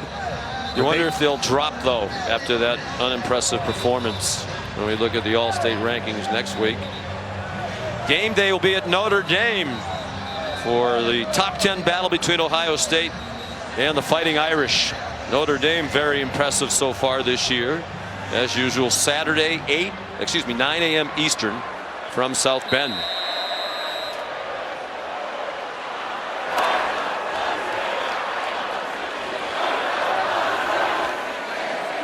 Second and 14, 1:37 to go. 2 timeouts for Pittsburgh. And Jalen Anderson remains the running back. At this point, just want to hang on to the ball, stay in bounds. He got dragged down to the 15-yard line. Let's check in with Kevin Nagandi. Showing time now for our Dr. Pepper Fansville studio update over on ESPN. After Shiloh Sanders had a pick 6, how about the trickeration for Colorado State? Torrey Holton to Dalen Hoker, touchdown, and the Rams answer. We're tied at 7 apiece. A good one on ESPN. Back to you. A little extra juice in that one after the back and forth this week between the coaches. 1:29 to go. And a 17-6 West Virginia lead. They are loving this. They're heated rivals from up the road, 75 miles up I-79. It's the most played rivalry for each school. Great fans here, and they've been waiting for a big win. They're going to get one tonight, barring a disaster. They deserve it, man. I mean, really played pretty well in week 1 against Penn State. Obviously, we've now found that Penn State's the real deal, and battled for a while, just couldn't quite make the plays in the second half to close the gap. Last week, looked really good offensively, and then tonight in a very different way, just excellent the way they've controlled the line of scrimmage against a proud Pitt program. Play fake by Marchiol. Ducks away from a hit. Picks up a block and slides down. Short of the first down. Deion Hayes put the pressure on. Third and final timeout. Pittsburgh, 30 seconds.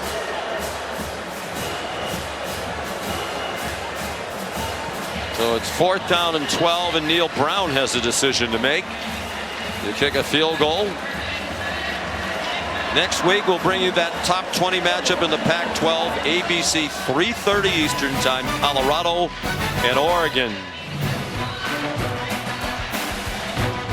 Colorado 2-0. So much talk about Deion Sanders, but his son is a remarkable quarterback, and Travis Hunter is literally playing like every snap of every game on each side of the ball. Yeah, I think when he's out, I mean, the 7 snaps it feels like he's missed this year, the other team's doing cartwheels, man, because he can impact the game on both sides. And you referenced Shedeur. I'm amazed at just how accurate he's been in the first 2 weeks. I mean, against Nebraska, there was some tight coverage. Against TCU, let's be real, it was a track meet. But against Nebraska, there was some tight coverage, and he made some remarkable plays to really pull away from Nebraska there in the second half after a bit of a slow start offensively. They're going to forego the field goal try. Don't want to risk a block.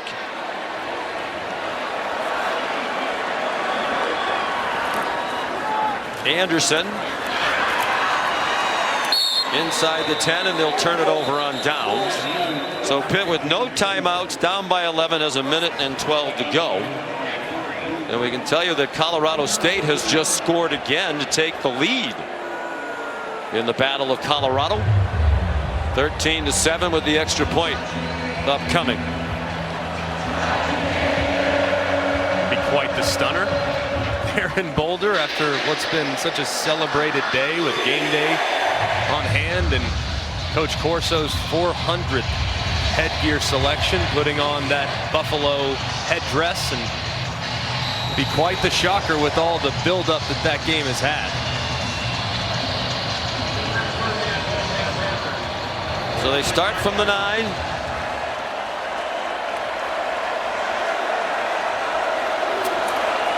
Jurkovec again completely off target, not on the same page with Mumfield. You know, Greg, I don't want to pile on, but you know, there's a lot that I think if you're a Pitt fan that's troublesome, including the body language. Yeah, there just doesn't seem to be a lot of juice. You know, Pat Narduzzi said they came out flat last week, and they practiced very hard this week. They picked up the tempo a lot, but there's Phil Jurkovec not playing well, and you know, the body language to me, is negative. It certainly feels that way. I mean, he's clearly searching for something, but there's got to be more urgency in his game. Running for his life again. You just wonder if he's a little shell-shocked by what happened. There's the backup Christian Dayer, the transfer from Penn State. He played behind an offensive line at BC last year that was decimated by injuries. He was the most pressured quarterback in the country. And even tonight, a lot of times when it looks like he has time, happy feet. Happy feet, and not on the same page with his wide receivers. And really, I think Frank Cignetti, too, probably needs to look in the mirror. You got to make sure, even though you're committed to running the football in this game naturally, you got to make sure your quarterback's comfortable. And just never really felt like they were able to do that tonight. And it's really not, you know, adjusting to a new system, because they're playing the same system that they played at Boston College. Almost another interception, and it is picked off on the ricochet. Malachi Ruffin. Marcus Floyd, who made a big play on the 4th down stop of Jurkovec on the failed sneak, got a hand on it. He's playing for the first time this season, and the coaches felt the secondary would be better because he's in there. And then Ruffin, the interception, who started at corner for the first time this year. Man, and how about the concentration there by Ruffin? Obviously terrific play by Marcus Floyd, but Ruffin having to work through Dejon Reynolds somehow reeling in that interception right on his sideline as everybody losing their mind here in Morgantown, West Virginia. What a performance from a defense that has had their fair share of struggles these last couple weeks. Last couple of years. Now they're in victory formation. The interception for Ruffin, the third of his career. He had 2 last year. He's a fifth-year senior from Nashville, North Carolina.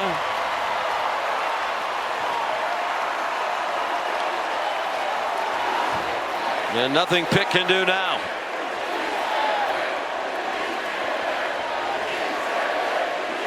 Djokovic 8 out of 20 after he completed 31% a week ago against Cincinnati.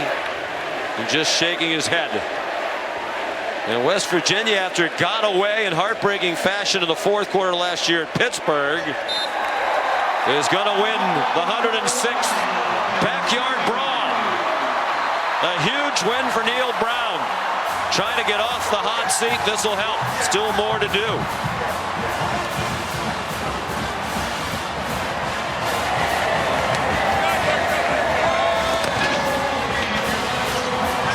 Well done by Nico Marchiol, has the game ball in his hands. Off the bench in the first quarter. Not a lot of college experience, but he led them to victory. Here's Molly McGrath. Coach, last year you had a lead in the fourth quarter in this game and you let it slip away. Why was this year different? We're a tougher football team, and that's not a knock on last year's bunch. We're just further along in the process, and what a night, you know. Quarterback gets hurt for second series, and we just found a way. And our defense, which has been much aligned for the last year and a half or so, really stood up. We got takeaways, and we were able to run the football, and we were really good up front, and we showed it tonight. You mentioned Garrett Green's injury. How did your offense respond with toughness, especially in the run game? Well, they knew what it was going to be once he went down. And credit Nico, he managed the game really well, made some key throws when he needed to. It's hard for a backup because you don't get the reps that the starter gets. Thought he came in and did a really good job in a tough environment. You know, he's got 2 wins that he played most of the game. One on the road against Oklahoma State in a tough rain game. And then tonight in the biggest rivalry for our football team and our program. So much credit to him. He's a tough kid and good win. This is the best tradition, Molly, in college football right here. It's electric tonight, and Country Roads, no better ending. You told us it's been 54 weeks since last year's loss. How does this win propel this program forward? Well, we're going to take a step. We got a huge challenge next week. Texas Tech's had our number. More importantly, it's been since November 25th of 2011 since our fan base in this state experienced a win on the football field versus Pitt. And we're going to enjoy this one tonight. They've already started enjoying it. All right, go enjoy it, Coach. Congrats. Well, you have to be happy for him. Garrett Green injured early in the first quarter, and Marchiol was solid. They only asked Marchiol to throw 3 passes in the second half. Big hug for Green and Marchiol as the game ended. Marchiol went 6 for 9 for 60 yards passing and a touchdown.